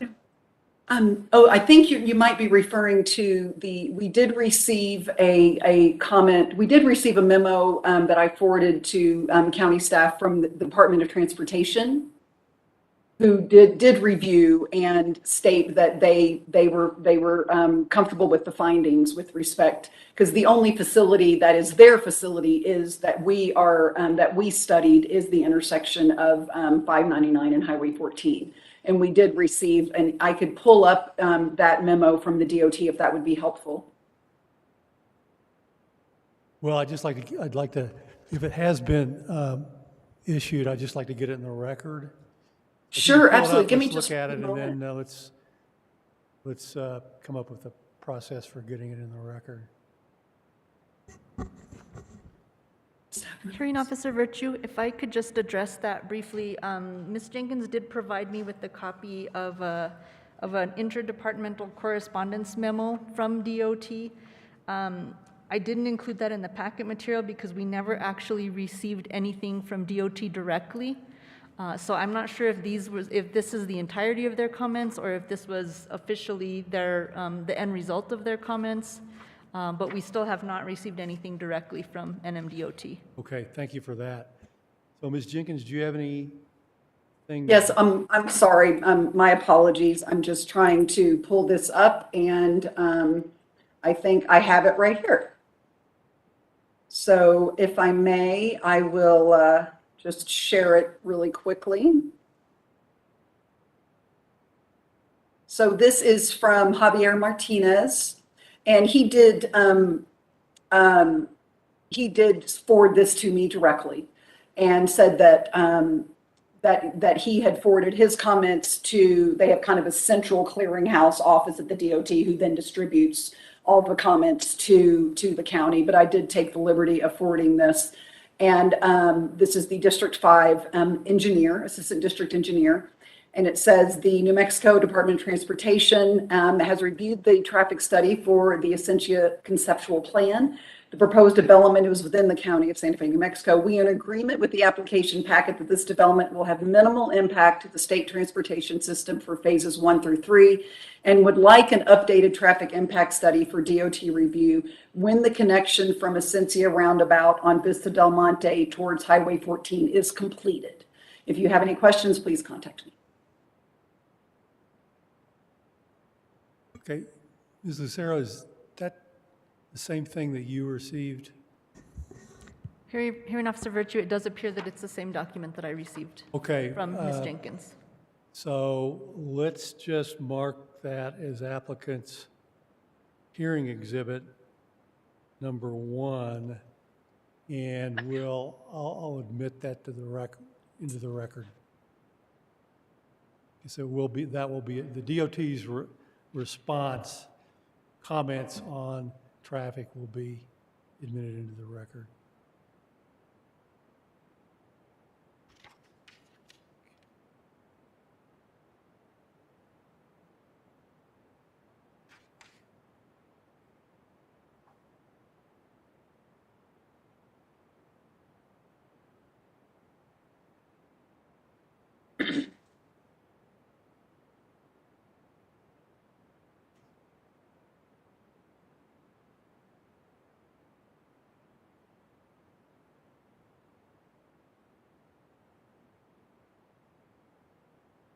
Yeah, I don't have any further questions at this time.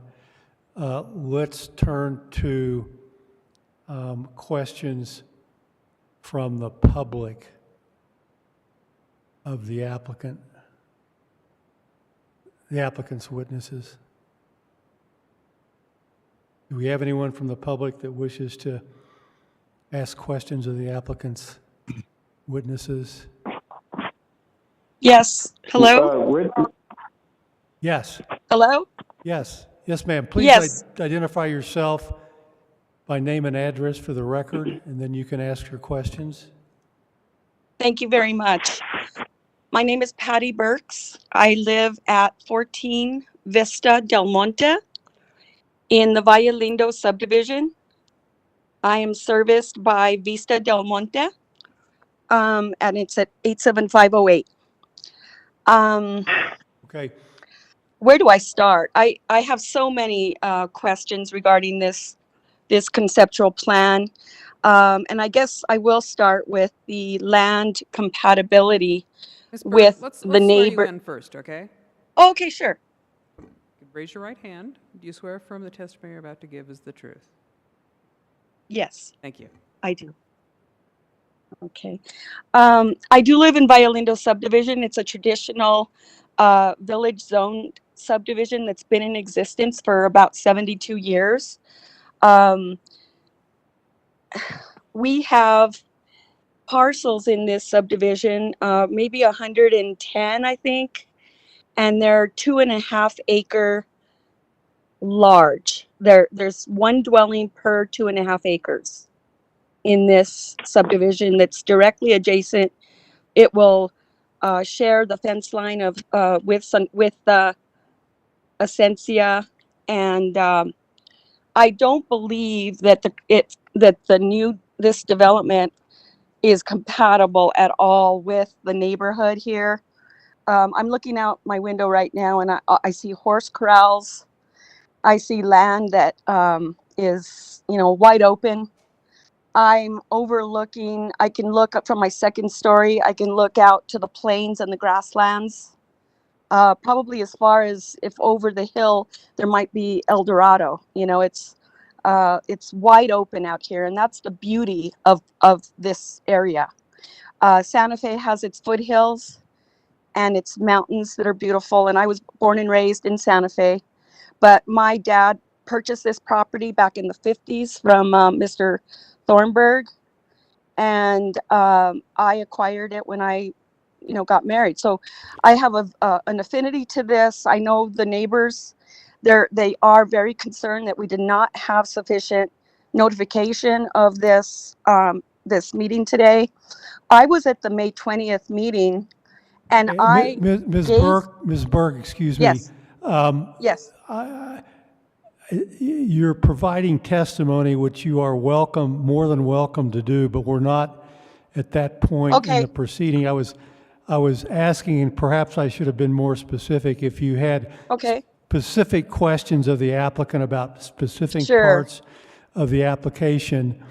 And I can get right down if you to do, that. go ahead and ask them. If not, you'll have your opportunity to testify later. Okay, I was just, kind of setting, my history with the area, but I do have questions. Mr. Garrett Price mentioned that his study surmised his study of multifamily, not using multifamily applications on the subdivision on the land.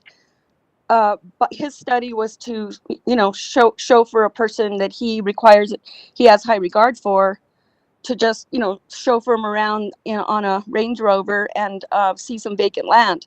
Well, I don't believe that his reasonings are accurate, because there are institutional campuses directly adjacent to this property. So I'm wondering why he would not have a sufficient, adequate study regarding keeping the village zone, which would be more compatible with this area, and not go into a sub-district and create a neighborhood that is a sprawling kind of shoebox cookie cutter homes. It's 710 homes.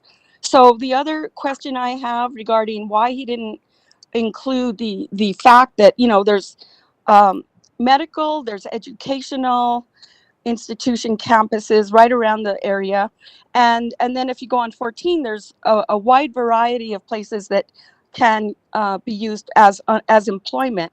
I don't understand why he said that they're catering to different levels of family types, because what I'm reading about this subdivision is that it's going to cater to 55 plus, and that's pretty much kind of you're out of you're almost you're into retirement. So the other major question I have is regarding the traffic study that Garrett Price talked about, that he did or that was done, and he did reference that he was on the planning for the Colibri subdivision, which is just north of us, and it's 234 additional homes here.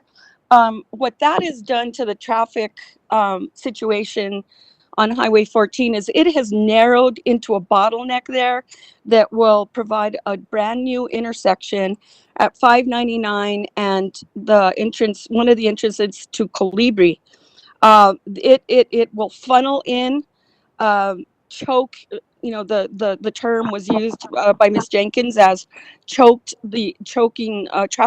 Well, there is going to be traffic choking because the highway was not widened there for any kind of ingress or egress to Colibri. It is, if you go onto the site and have a look at how the traffic is going to have to enter and exit Colibri. It funnels right there into an intersection, a brand new intersection, and I don't understand why the state highway department has not taken that into consideration and is only suggesting that they study the impacts of the intersection at Highway 14 and 599. They need to study the new intersection at Colibri and Highway 14, and that is not even on their plans for Essentia. So that is completely incomplete, and there's a lot of work that I believe needs to be done. But I'm just gonna end there because I've got a lot of other questions regarding water. Let me just say that the water situation here in Santa Fe, we are in a drought. This full out build they're asking for 157 acre feet of water per year. We don't have that kind of water. The two reservoirs in Santa Fe are down. They've diminished. The McClure and the Nichols, they're 13% of their capacity. One of them is 13%, the other one is 55%. I do not understand how, I'm going to ask you, have you, as the developer and the representative for the developer and the county, talk to the city about this 157 acre feet that you want to use? And in addition to that, are you bringing in water rights? Who's paying for the water? Are we paying for the water, the public? Thank you. I'll end there. Okay, I'm not sure which witness those questions were addressed to, but I'll give the applicant's witnesses an opportunity to respond. So I'll respond to the last question, hearing officer. So with respect to the water, there has not been communications with the city of Santa Fe because we are going to be Santa Fe County water customers, and we are hooking up to existing Santa Fe County public water infrastructure. We are going to be, we will be either be doing a combination of water rights plus fee in lieu. That is yet to be determined, but the county is supportive of both water rights as well as fees that allows the county to also acquire additional water rights. So we have been issued a ready, willing, and able service letter from Santa Fe County. So we rely on the Santa Fe County utility to tell us if there is water available to serve this project, which they have told us that there is. And with respect to, originally we were proposing an age-restricted community, but the plan changed. And so we submitted a revised application to Santa Fe County in November, and we are no longer doing age-restricted. This is a traditional, multi-generational residential community. And on that note, at the request of Santa Fe County staff, we are going to be holding a second neighborhood meeting here pretty soon, within the next 2 to 3 weeks. Staff has asked us to hold a second neighborhood meeting just because the project has it's evolved somewhat from, and you know, the thing with these neighborhood meetings, the projects are at a preliminary stage when these neighborhood meetings are held, and they should be at a preliminary stage because you can't really respond meaningfully to any feedback you get from the community if the plans are done and everything is tied up with a bow. So we were at a preliminary stage, and we had our original neighborhood meeting in accordance with the SLDC. But county staff realized because the project has evolved somewhat, they said, you know, it would be good if you guys could have a second neighborhood meeting. We've already set the date for that, and is coming up. We're doing that meeting on May 10th. We're probably going to be getting the notices out for that meeting on Friday. And so well in advance of us appearing before Planning Commission, we are having a follow-up meeting. And with respect to the traffic study, as the applicant and as the developer, we don't get to decide which intersections we study. That is told to us by Santa Fe County Public Works, Growth Management, as well as the DOT. So we reach out, we say we need to scope a traffic study, and they tell us what intersections we need to analyze. And for this project, I mean, 6 intersections is a significant study. And so we analyzed the intersections that we were directed to analyze. Okay, thank you for that. I think I caught everything, hearing officer. It looks like you might have been taking better notes than I was. Well, I got a question. It might be useful for you to, maybe Mr. White, useful for Mr. White to address it. She was alluding to the fact that there are some certain public services in the area, like educational facilities and healthcare facilities, that might attract persons who are interested in multifamily housing. Do you have a response to? I would actually like to respond to that, if I may, hearing officer, and then I can let Mr. Price, chime in if he would like. I find it curious that that Ms. Burks is concerned about a lack of multifamily housing in our single-family community, when she also stated she felt like our single-family community was out of character with her neighborhood. So if anything's going to be out of character with her neighborhood, it's going to be multifamily housing. So I find it a little odd that she seems concerned about that. Okay, thank you for that. I'm going to ask if there are any other questions of the applicant's witnesses that are specifically addressed to the application. Hey, Richard. And we will, Richard, with the understanding that folks will have an opportunity to testify at a later date. But this is any specific questions with respect to the applications. So do we have anyone who wishes to ask specific questions? Warren Thompson. Yes, Hey, sir. Mr. Thompson, Warren Thompson. Yeah, would you identify yourself by, give us your address and we'll have you sworn in? Yes, Warren Thompson. I am at 55 Cañada del Rancho, Santa Fe 87508. I am involved with the Rancho Viejo project. And you want to swear me in? Mr. Thompson, do you swear affirm the testimony you're about to give us the whole truth? I do. Thank you.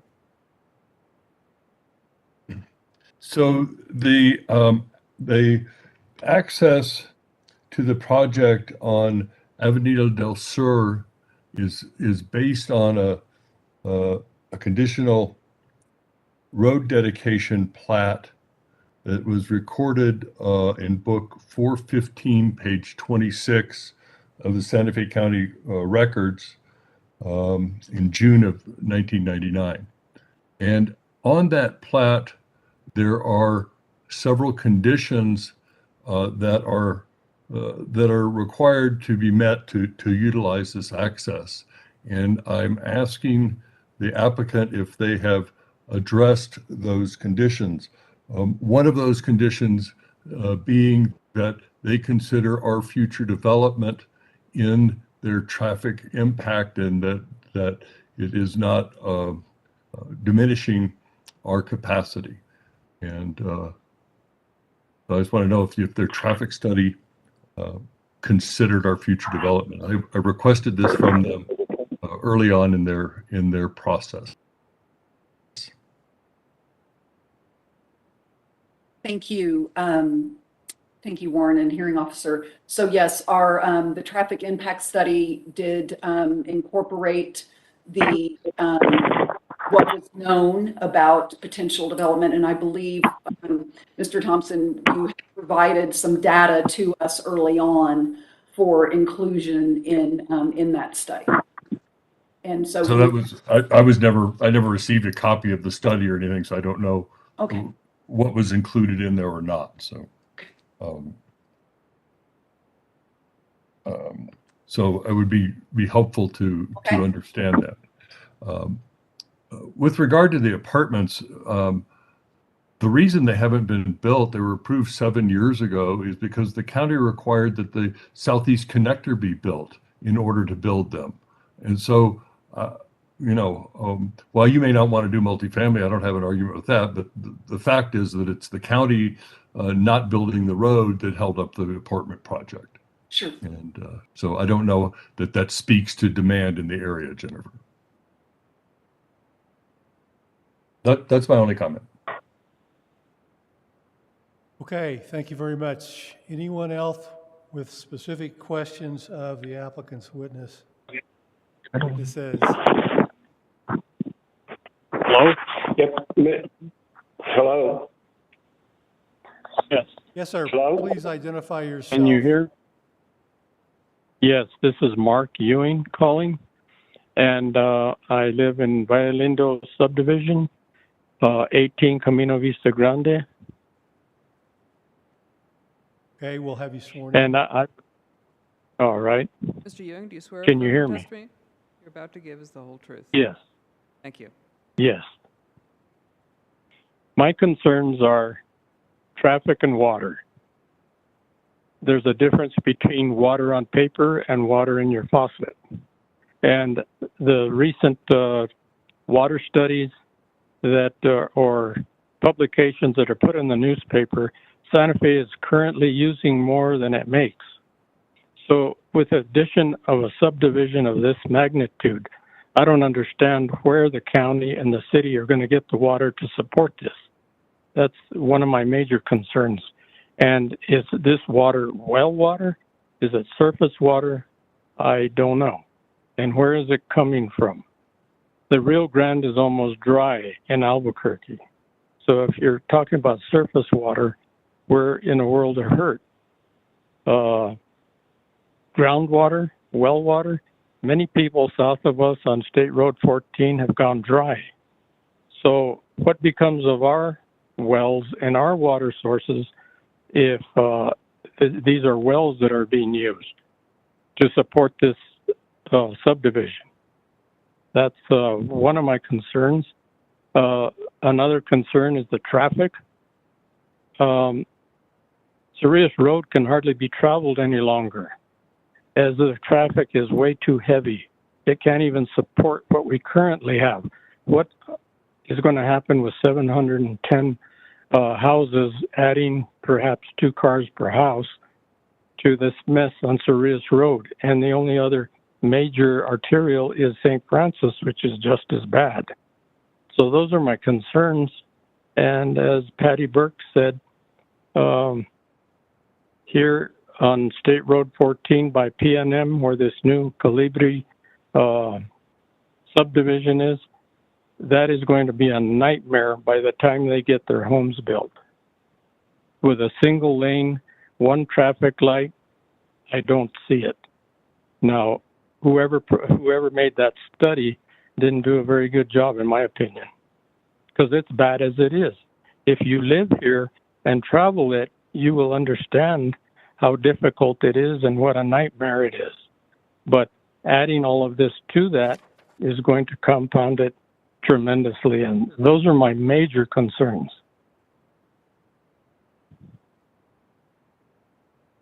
If anyone could address those issues.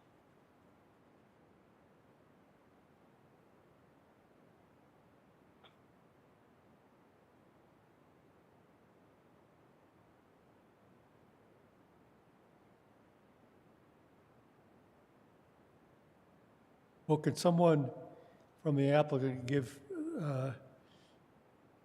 the spokesman a response to where the water will come from?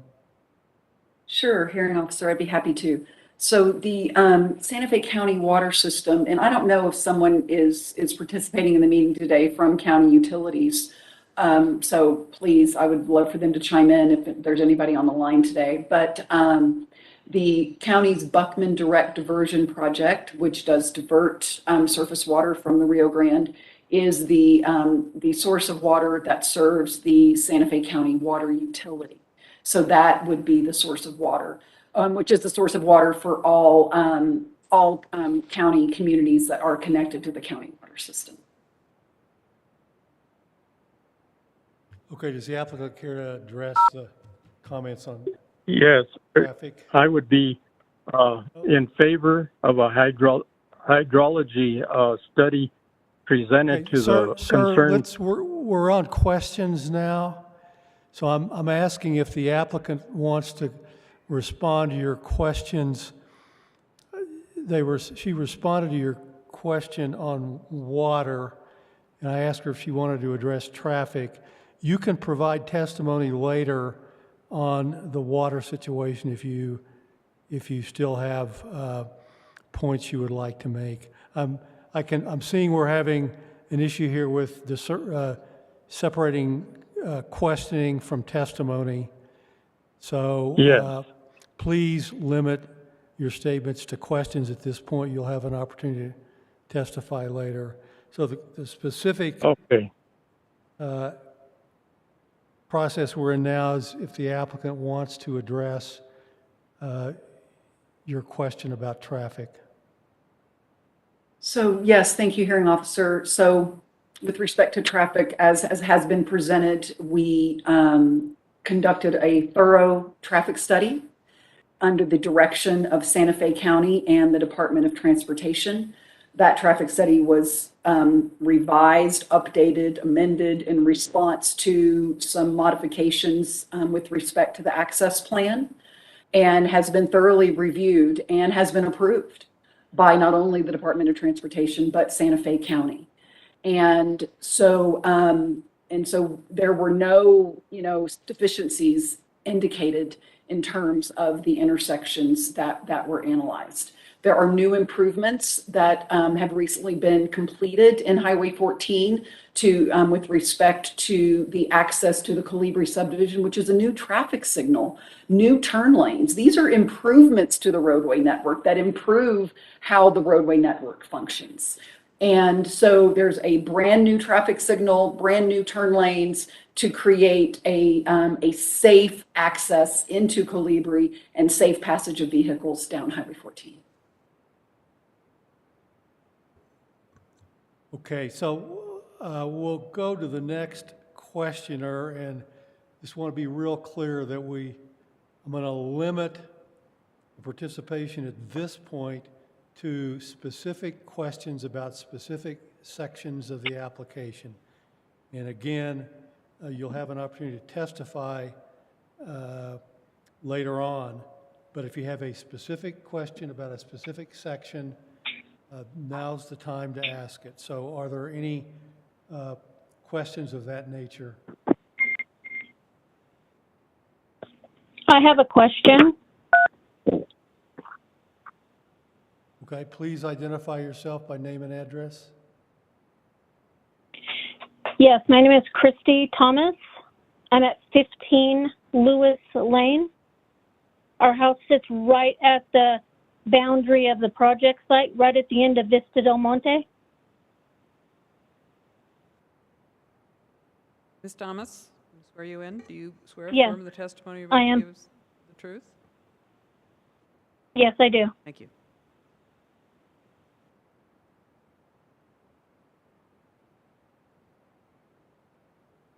Okay, please state your question. Okay, so my question is, like I said, we sit right at the corner of Vista del Monte and the project site. We have a gate that leads onto the projected site. Every time this site is visited, it is usually visited through this gate. This gate in the past has been a thoroughfare to the subdivision back in the back all the way through. We had to close this off, as well as, the other development did also. My question is what is the reasoning for only putting in a dirt road on Vista del Monte, considering that would be a very straight shot to go to Albuquerque, to get onto 599, to go, that would literally save 10 minutes. And my question is simply, what was the reasoning for that? So I could address that, or I don't know if Ms. Lucero would prefer to address that. Hearing Officer Virtue, I can address that, and then Ms. Jenkins can chime in if she has any additional comments. As far as Vista del Monte, right now, well, it was part of the Phase 1 development. Staff is recommending that that connection be made to Vista del Monte. The applicants are actually proposing as part of Phase 1 to extend Avenida del Sur from Avenue Po through the development to their western property boundary. So that will be built to County Community College District road standards. However, the remainder of Vista del Monte to Highway 14, there is a condition that staff recommended that the applicant make sure that that road is improved to, I believe it's a 22-foot base course surface to provide secondary access to the subdivision at Phase 1. So there will be some improvements made to that road currently, but as part of a later phase, that road will be required to be upgraded to Community College District standards in conjunction with a county planned project for further infrastructure and improvements to Vista del Monte. So it will be paved at a later date and potentially widened if that's the requirement at that point. Okay, so then my other question was did the study on the roads address or say how much traffic would be increased on that road?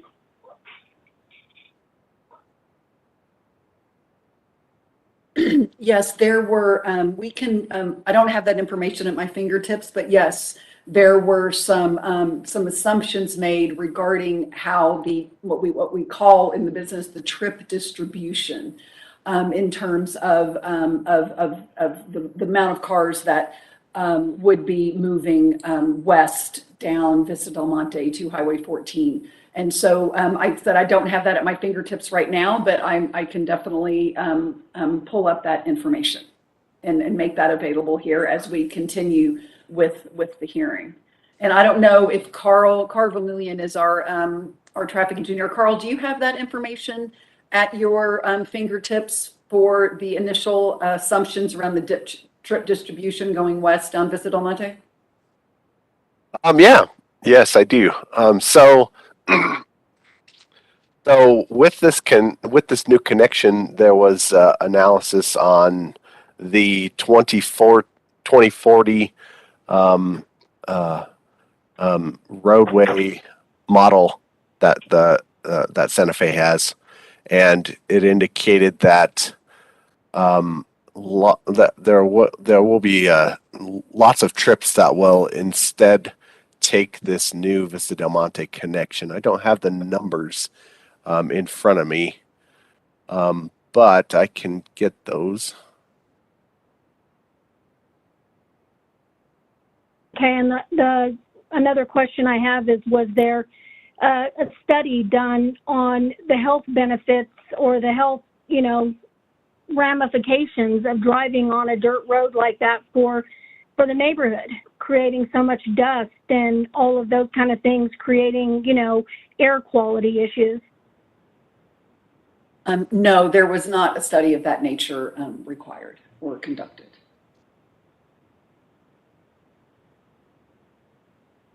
Okay, thank you. Those were my questions. And I guess, I do have one last question that's just, of course, will all of these existing neighborhoods have access to all of the amenities that you have within this new subdivision? Yes, the open space and trail network, as is consistent with the rest of the community college district, are public improvements. So there will be trails, open space, the trailheads, and so yes, that there is intended to be connectivity throughout the community college district, throughout this area of the trails and open space network. And then finally, what about barrier walls and that kind of thing? Sometimes around these kind of new developments, they create very obtrusive walls and unattractiveness. So my question is has that been addressed? We are not proposing to wall this 277 acres by no means. There between the Valle Lindo neighborhood and the residences along Vista del Monte, we have 50 acres of open space that is essentially a buffer between our existing neighbors to the west and where our first homes begin. The minimum dimension of that is there's a minimum of 200 feet of open space in terms of providing that buffer. And that open space is going to be protected. That vegetation is going to be preserved. And yes, there might be walls or fences around individual yards and individual lots, but we are not proposing to wall in this entire community in any way. Okay, and the last question is, are there going to be multiple builders inside of this community, or is it a single builder? More than likely there will be more than one builder, but we will also definitely be controlling the architectural aesthetic. It's important to us that there be a sense of continuity in the community architecturally, but we also don't want a cookie cutter community. We want there to be a sense of diversity, and but while everything does work well together. So yes, this is a long-term project, so we would expect more than one builder. Okay, thank you. Those are all my questions. Great, thank you. Okay, thank you. Yes, sir. Are there any other? Mr. Chair. Yes. Mr. Chairman. Yes, sir. Yeah, this is Tom Church. I have a question. I have a property off Vista del Monte, and I seem to not be on the mailing list. And so can I get on that, please? And I'd also like to get a copy of the Phase 1 Vista del Monte Road and any later reports on what your intent is to do on the frontage there. Sir, if you would like to enter your email address to me in the chat, then I would be happy to, and we can exchange and get your contact information into our mailing list. Unfortunately, I retired, and my iPad is an older version than the WebEx that you use. So if you could I'm going to enter my email address. Email. Can I enter my email address in the chat? I'm telling you, I'm just on a phone. I'm not in a chat. Can you just give me your email address? Sure. It's really easy. It's Jennifer@JenkinsGavin.com. That's JenkinsGavin, all one word, .com. Jennifer as in 2 N's, I-F-E-R? Correct. Okay. Okay, and you are representing the developer. What about the commitments I have with the county in my family transfer of about 20 years ago? Do I deal with the county on that? Or yes. Do you take care of all of those questions and concerns? No, I represent the developer, but I'd be happy to, if you let me know what your concern is, I can direct you to the proper person at the county who might be able to help you. I have not seen any information on the development because I am not on your list. Okay. But I do front 35 acres under the name Church, Okay. Thomas and Ed Church. Great. We will, no, I really appreciate you bringing that to our attention, and we will, so if you email me with your name and address, and then we can make sure that you get on the mailing list, because again, we're going to be holding a follow-up neighborhood meeting, and then we can make sure you receive notice of that. Okay, thank you. You're welcome. Thank you, Chairman. Okay. I'd like to ask another question if I could, unless there's another caller coming in. Well, you've got the platform, so please Okay. ask your question. Okay. Again, my name is Patty Burks, and I have been sworn in.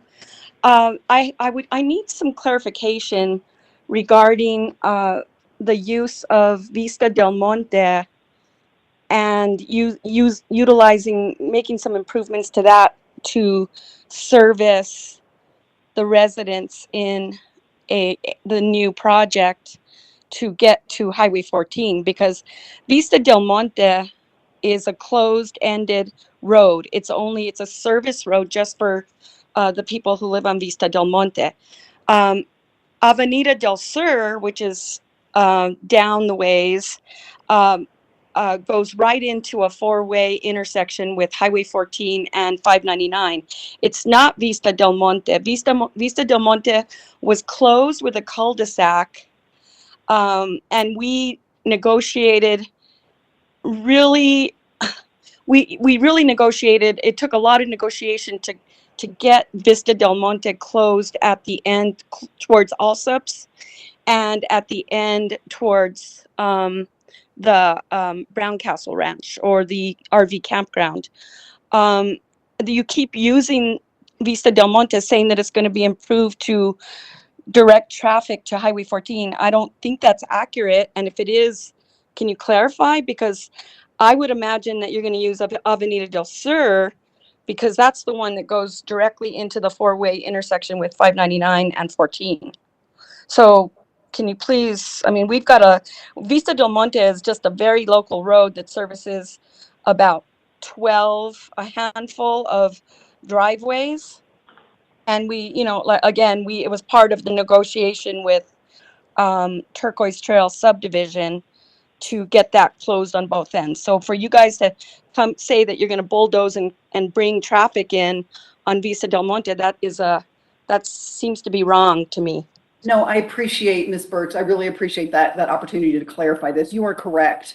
As we exit our site on Vista del Monte, then we will be diverging up to Avenida del Sur. And so we will not be making any modifications or doing anything to that portion of Vista del Monte that kind of runs parallel to Avenida del Sur. So thank you for allowing me to clarify that. Sure. And Avenida del Sur, right here past Allsups, is only a two-way road. It's just a single one way, single the other way. There's no shoulder, and it's not going to support the traffic that you think that you can get onto 14 on there. I don't believe, without widening and making some major improvements right there. But you've got some limitations with the new subdivision, Turquoise Trail subdivision. The other thing is, are you planning on using Richards Avenue to divert traffic onto Richards Avenue? That's another avenue that has not been improved or widened or, enough to support this kind of traffic. So yes, we are connecting to the existing roadway network within Rancho Viejo, primarily Avenida del Sur. And Avenida del Sur does eventually, it's a bit circuitous, but yes, if you wanted to go that way, it would eventually connect to Richards Avenue. But the more direct shot, if you will, is up to Rancho Viejo Boulevard and then potentially out to Highway 14. But yes, there are no dead ends here. So we are connecting. The county requires roadway connectivity in all respects. And so we are, but yes, we are connecting to the existing network.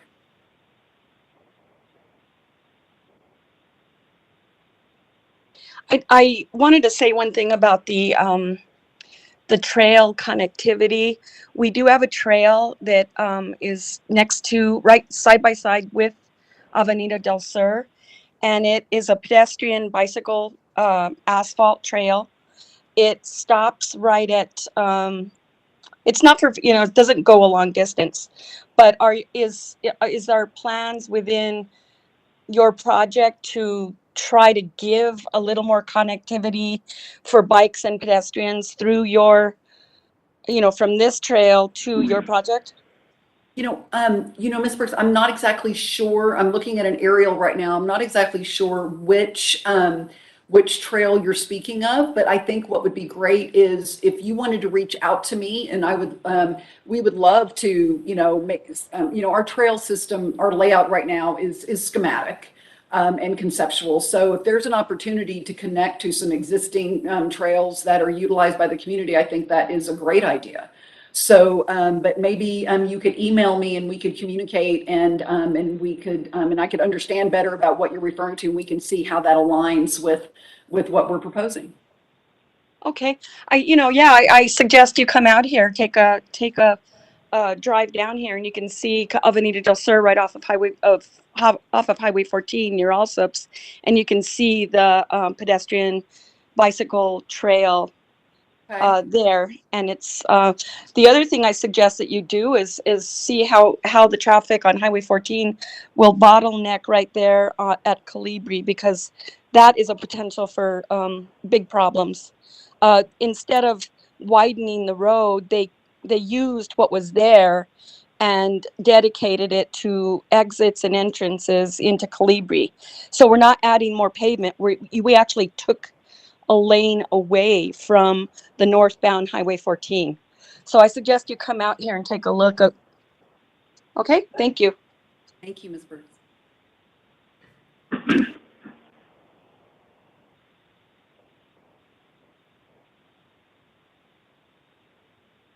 Looks like we have another call-in user. You have a Mr. question? Speaker, I've got a question for you. Okay, Mr. Bustamante, please give us your address and we'll have you sworn in. Yes, my name is Robert Bustamante.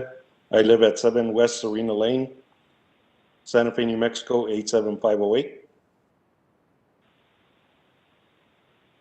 Mr. Bustamante, do you swear affirm the testimony you're about to give is the whole truth? Yes. Thank you. So Jennifer, this question is for you. The concern that I have is the easement issue for Vista del Monte. The subdivision that I live in is Via Serena, and it extends from the almost entrance to the subdivision that you're going to be creating, almost to the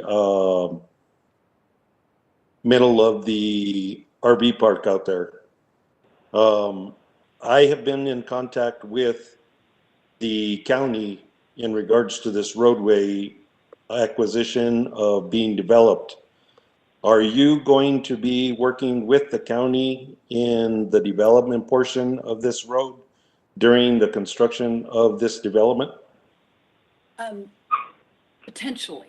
So as I think you're aware, Mr. Bustamante, the county has been planning the Avenida del Sur extension project for some time. They are about to issue a request for proposals to design the roadway.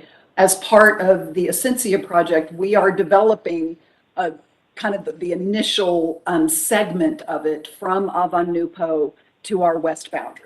And we will be developing that in coordination with the county, because based upon the design that they end up wanting there in terms of what is the desired roadway section, what is the desired design for that roadway. So we're building kind of the initial piece of it, which is great because it means the taxpayer has to pay for building less of it. And depending on the county's timing, it is our expectation based on our communications with them is that the balance of the road will be completed prior to us moving forward with phase 3, which is quite a few years away. But in the event that it isn't completed prior to us moving forward with phase 3, then we have an obligation to finish those improvements out to Highway 14 in accordance with the county's design. And then we would be collaborating with them as sort of a public-private collaboration to see that the balance of the improvements are constructed. Okay. So just as a follow-on question to Patty and her concern, the concern that I have is in the development of this roadway, it seems like widening of this existing roadway is going to need to take place. If you're going with New Mexico or DOT standards in regards to the width of the road that is currently out here, right now, I believe, if I'm not mistaken, it's not wide enough and it's going to need to get widened, and the easements are going to be affected that are currently out here. Have you made any concerted efforts in regards to talking to the county in regards to that portion of it? So it's part of the design process, Mr. Bustamante, that the county is going to be engaging in with respect to the monies that were allocated out of the 2020 bond issue. Those monies are to handle two things. One is the engineering design of the roadway itself, and for the county to acquire any additional easement or right-of-way that is deemed necessary. So, so the county would be, once they get the design far enough along, they can determine are the existing easements and right-of-way adequate to accommodate the design, or are they going to need to reach out to individual property owners in request for acquiring some additional easement? So I think it's a question mark right now, whether or not that will be, I mean, the county is going to endeavor to design a road that fits within the existing rights-of-way. But if that isn't possible, then they would reach out and pursue acquisition of any additional easement that was necessary. Okay, so you made a comment in regards to your presentation that you would be assisting the county in maintaining the roadway during the time of development. Does that mean that you are going to be maintaining the road as you are given the acceptability to start building this development, and during that portion, if the road has not been developed yet, then you will maintain it during that time frame? You know, honestly, Mr. Bustamante, we have not gotten to that point yet in terms of you know, like I said, we're still at these conceptual stages, but I think that's a valid question. And so what I would ask and invite, if you're able to attend the upcoming kind of follow-up neighborhood meeting, we can circle back with our client and the county and to understand that, and we can be prepared to address that with you. Yes, I will be there because I've been in pretty tight contact with Mr. Moreno's office. Yeah. So I will be attending that meeting as well. Excellent. Wonderful. I look forward to it. That's all I have. I would like to comment and ask a question. The access that you anticipate using for your project that is on the northwest, which is it the Avenida del Sur connection? It goes through your property, through the property. Is that correct? That's correct. Okay, so the project will be flipping the bill for that construction, not the public. Is that correct? That is correct. That segment there? Mm-hmm. Through your property? And out to Avanupo, where Avenida del Sur currently terminates. So there's that eastern segment that's off-site that we will construct, and well as the on-site portion. Well, okay, so if you're taxing if you're going to tax the a Avenida del Sur connection to the intersection for purposes of servicing the vehicles that come out of your project, wouldn't it just seems to me that the impacts are from the proposed project, and that the project add in some value to your plan and give some of that money, even though you're saying that the bond issue of 2020 will pay for that. Well, the bond issue of 2020 can pay for additional other needs in the county if you can add value to your project by flipping the bill, is what I'm trying to say, paying for the segment to improve, to get onto Highway 14, to get your traffic onto Highway 14 on Avenida del Sur. Just a suggestion. Thank you.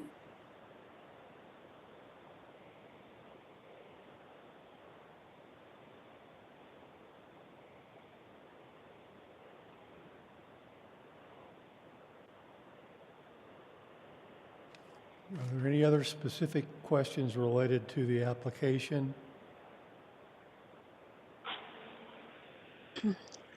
I have one more regarding wastewater, the wastewater treatment plant, and what capacity is happening there at Quill? And how do you, I mean, just to say, say that you did get an approval to utilize the wastewater treatment plant over there. Do you know what condition it's in? If I may, hearing officer, I'd be happy to respond to that. Please. Yes, so the county has recently, I don't know if all the improvements are 100% complete, but they are close to being complete, of a significant upgrade to the Quill plant to the tune of millions of dollars of improvements. So based on all the communications we have had with Santa Fe County, there is more than adequate capacity at the Quill plant to accommodate the flows from Essentia.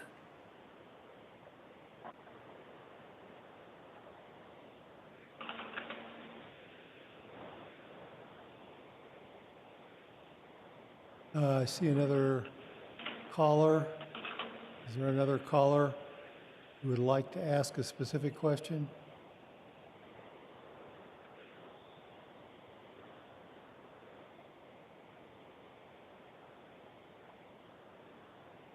We have a call-in user number 13 who's on the line. Could you identify yourself, please?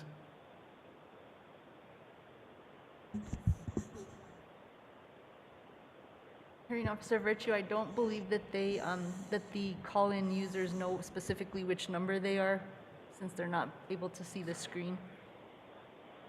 I'm sorry. I don't believe that the call-in users know specifically which user number they are, because since they can't see the computer screen, so I don't know that caller 13 knows that they're caller 13. Well, if there's any call-in user that wants to ask a specific question, please identify yourself.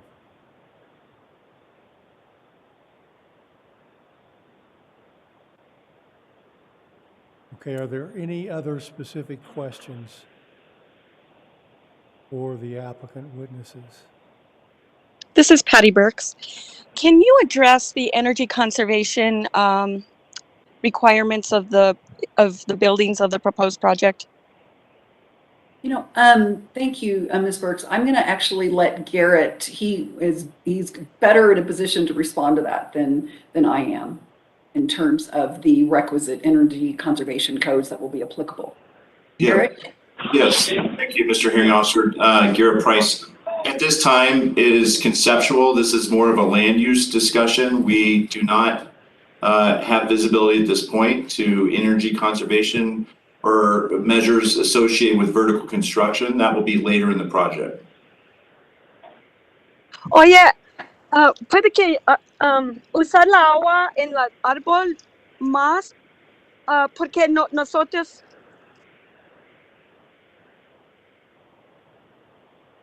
I apologize. I do not speak Spanish.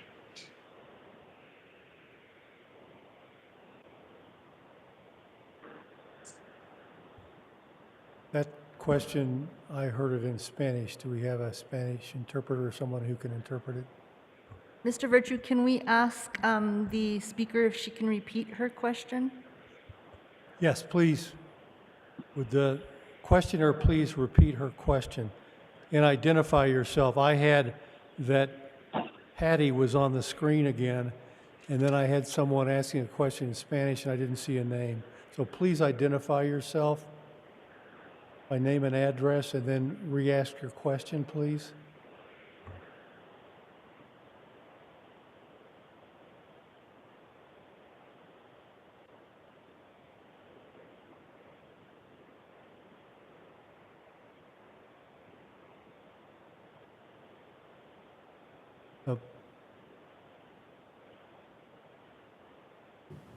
Si puedes preguntar tu pregunta de vuelta, por favor.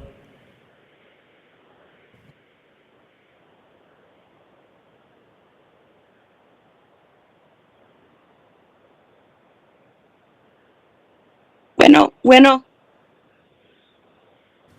Sí, puedes poner, dijiste tu nombre y la dirección donde vives, por favor.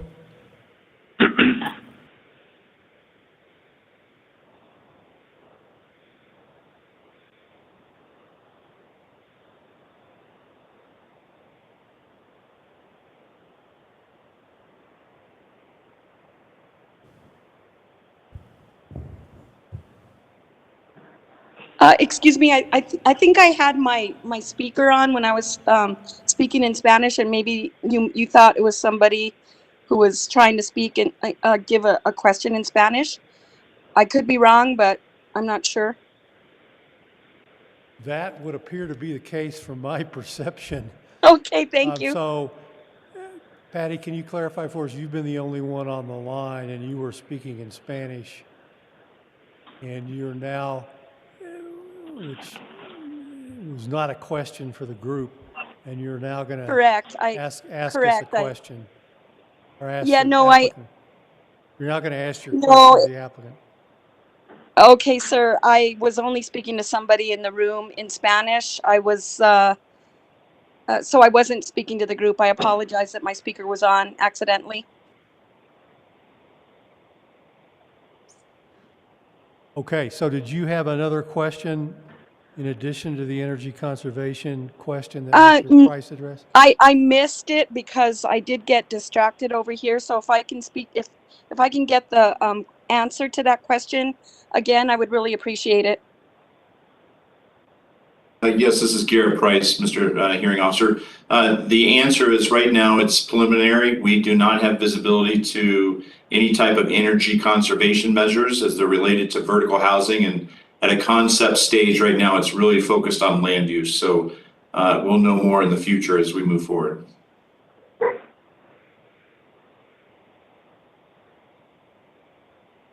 Thank you.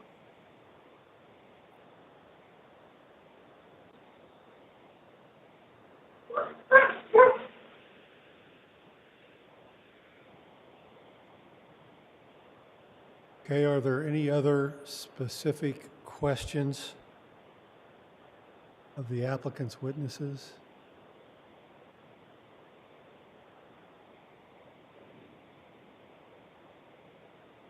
Okay, hearing none, we will at this point conclude, or I will conclude the applicant's presentation unless the applicant has anything it wishes to add at this point. Nothing to add at this point, Hearing Officer. Thank you. Okay, thank you. Then we will turn to testimony in favor of the application, that is testimony of the public in favor of the application. Are there any persons present who would wish to testify in favor? If so, please identify yourself by name and address.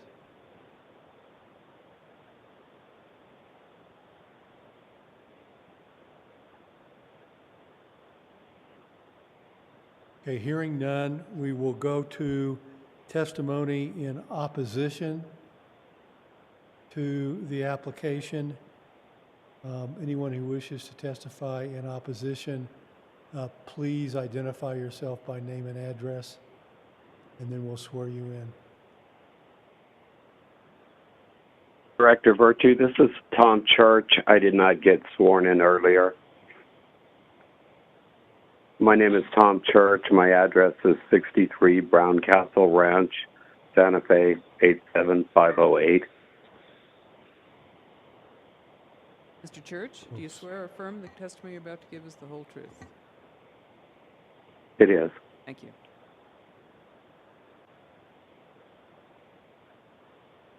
Okay. Go ahead, Mr. Church. Go ahead and present your testimony. Okay. I was not on the list, and I'm not sure if they gather names from the tax rolls or what. And so I'm unprepared for this. I had heard a year or so ago that this was going to be more of a retirement type community, 55 and older. And I'm unclear as to the change other than a perceived market. I don't know if I don't know what retirement communities there are in Santa Fe. And so I just don't know the reasoning for that.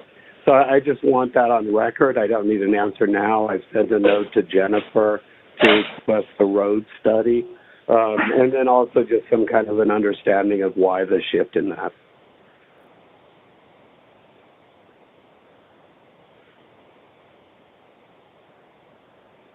Okay, I think you have an And opportunity. that concludes my comment. Okay, thank you. There'll be opportunity for further discussion down the line. There's going to be you may have heard there's going to be another neighborhood meeting in a couple of weeks, and there'll be this is just the beginning of this process. So you'll have the I see. opportunity to ask those questions as the process moves Thank you. along. Thank you. I just don't have the information. So thank you for your time. Okay. Thank you.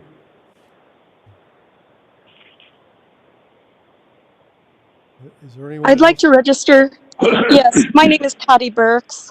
I at this time, with the information that I have been able to study about the project today, I can't, I'm in opposition. I am in opposition to this project as it has been presented right now. The concept is totally out of line with what we have out here, what we appreciate out here, what we value, and in with various criteria. The densities are way too much for the area. The infrastructure cannot support at this time such a significant increase in population. It sounds like once this gets in, if this gets in, we're going to have tract homes in here as far as the eye can see. And I really don't think we're ready for that with regards to water, traffic, environment. There is wildlife species out here in that area specifically that I don't know if they know about, and there are some protections out there for a lot of them. There's antelope that run out there on the grasslands. There's a prairie chicken that is an endangered species. We haven't addressed that. Just the character of this area it just seems so out of line. We already have been impacted by the Turquoise Trail subdivision of 510 homes. There's 230 or 210 at the beginning, and now with Calibri there'll be another 230 homes. And some of them, they don't have garages, so they generate vehicles, and the vehicles park on the streets, and so you have car line streets. And is that what the county wants? I really don't think we're thinking about this right. There's plenty of land there to do a very nice subdivision out there that can fit in nicely with what we have here. I'm not totally against development of that property. I just don't think that what you're wanting can fly right now at this time. As far as water, as far as traffic, as far as environment, as far as lighting, as far as many different things, wastewater, water usage. I still don't know if the county is talking to the city with regard to the amount of water this project wants to use. And that's what I meant when I said that earlier, Jennifer, is that, I understand. I've been part of the EBTAG, the Espanola Basin Task Force group that studies the aquifer, and also the Santa Fe Area Basin Water Users Association. So I know that, there's some wheeling, there's some, water wheeling, and there's some budgets the city has and the county has. And is your project, I don't know if this project is taking a chunk of the county water rights. I still, want a little more clarification. But as far as this concept, right now, it's not the right concept for this area. Thank you very much for your time. Okay, thank you. Any questions of Ms. Burke? Okay. Can we go to the next person?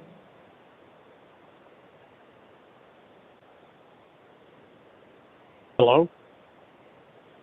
Yes. Hello? Yes. This is Mark Ewing again, and I'm in opposition unless I can get some affirmative answers to the water and the traffic, because I really don't feel that the traffic and the water are going to be satisfied well. And that's why I'm in opposition until I have some answers to hydrology study as far as where the water's coming from. And something needs to be done with the Colibri entrance. And, well, there's two of them. One of them's right in the middle of a curve. That's an entrance, which is excellent for an accident. And then we have the light where it bottlenecks into one lane. That's going to be a problem. It's going to slow the commute into town for everyone. So those are my concerns, and that's why I'm in opposition at this point. Okay, thank you. Any questions of this witness?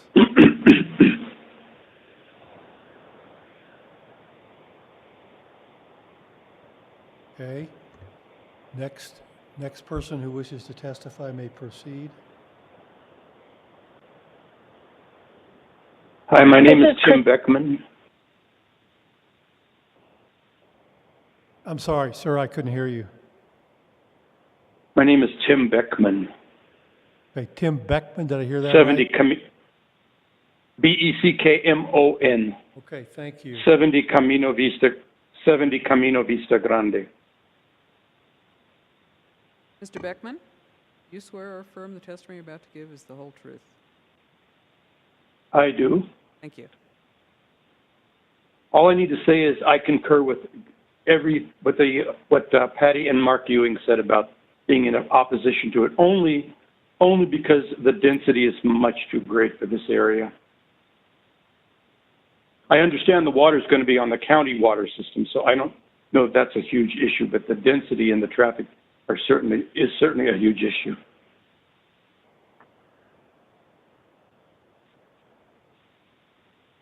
Okay, any questions of Mr. Beckman? No, sir. Okay, is there anyone else participating in the meeting that wishes to testify in opposition? This is Christy Thomas. Yes, ma'am, did I get you? Is it Christy Thomas? Did I hear that correctly? Yes, correct. Okay, thank you. Please give us your address and you may proceed. Well, we'll swear you in and then you may proceed. I've already been sworn in. Okay. Yep. Thank I you. just want to say that Thank I'm you. also in Proceed. opposition. I want to say that I'm also in opposition just because of the density of the project and the increase of traffic that it's going to impose on the surrounding communities. So I'm in opposition due to those concerns. Thank you. Okay. Thank you. Any questions of Ms. Thomas? No, sir. Okay, next person.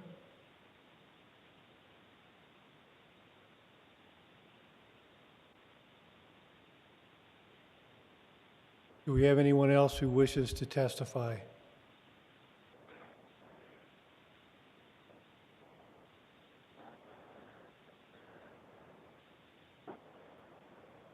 Do we have anyone else who wishes to testify at this point?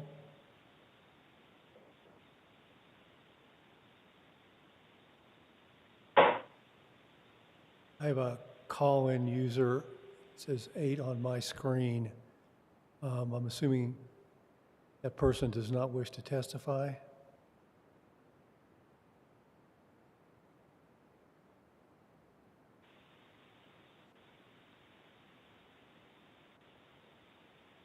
Okay, I'm going to give one last call for testimony, either in opposition or just general commentary on the application.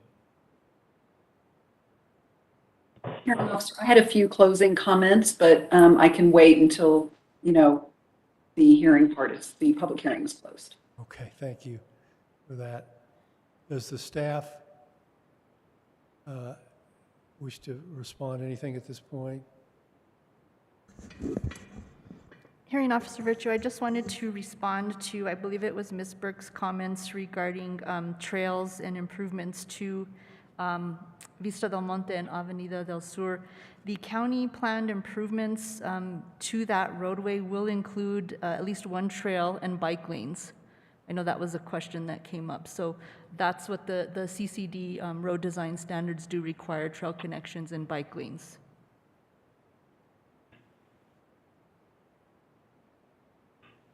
Okay, anything further from staff?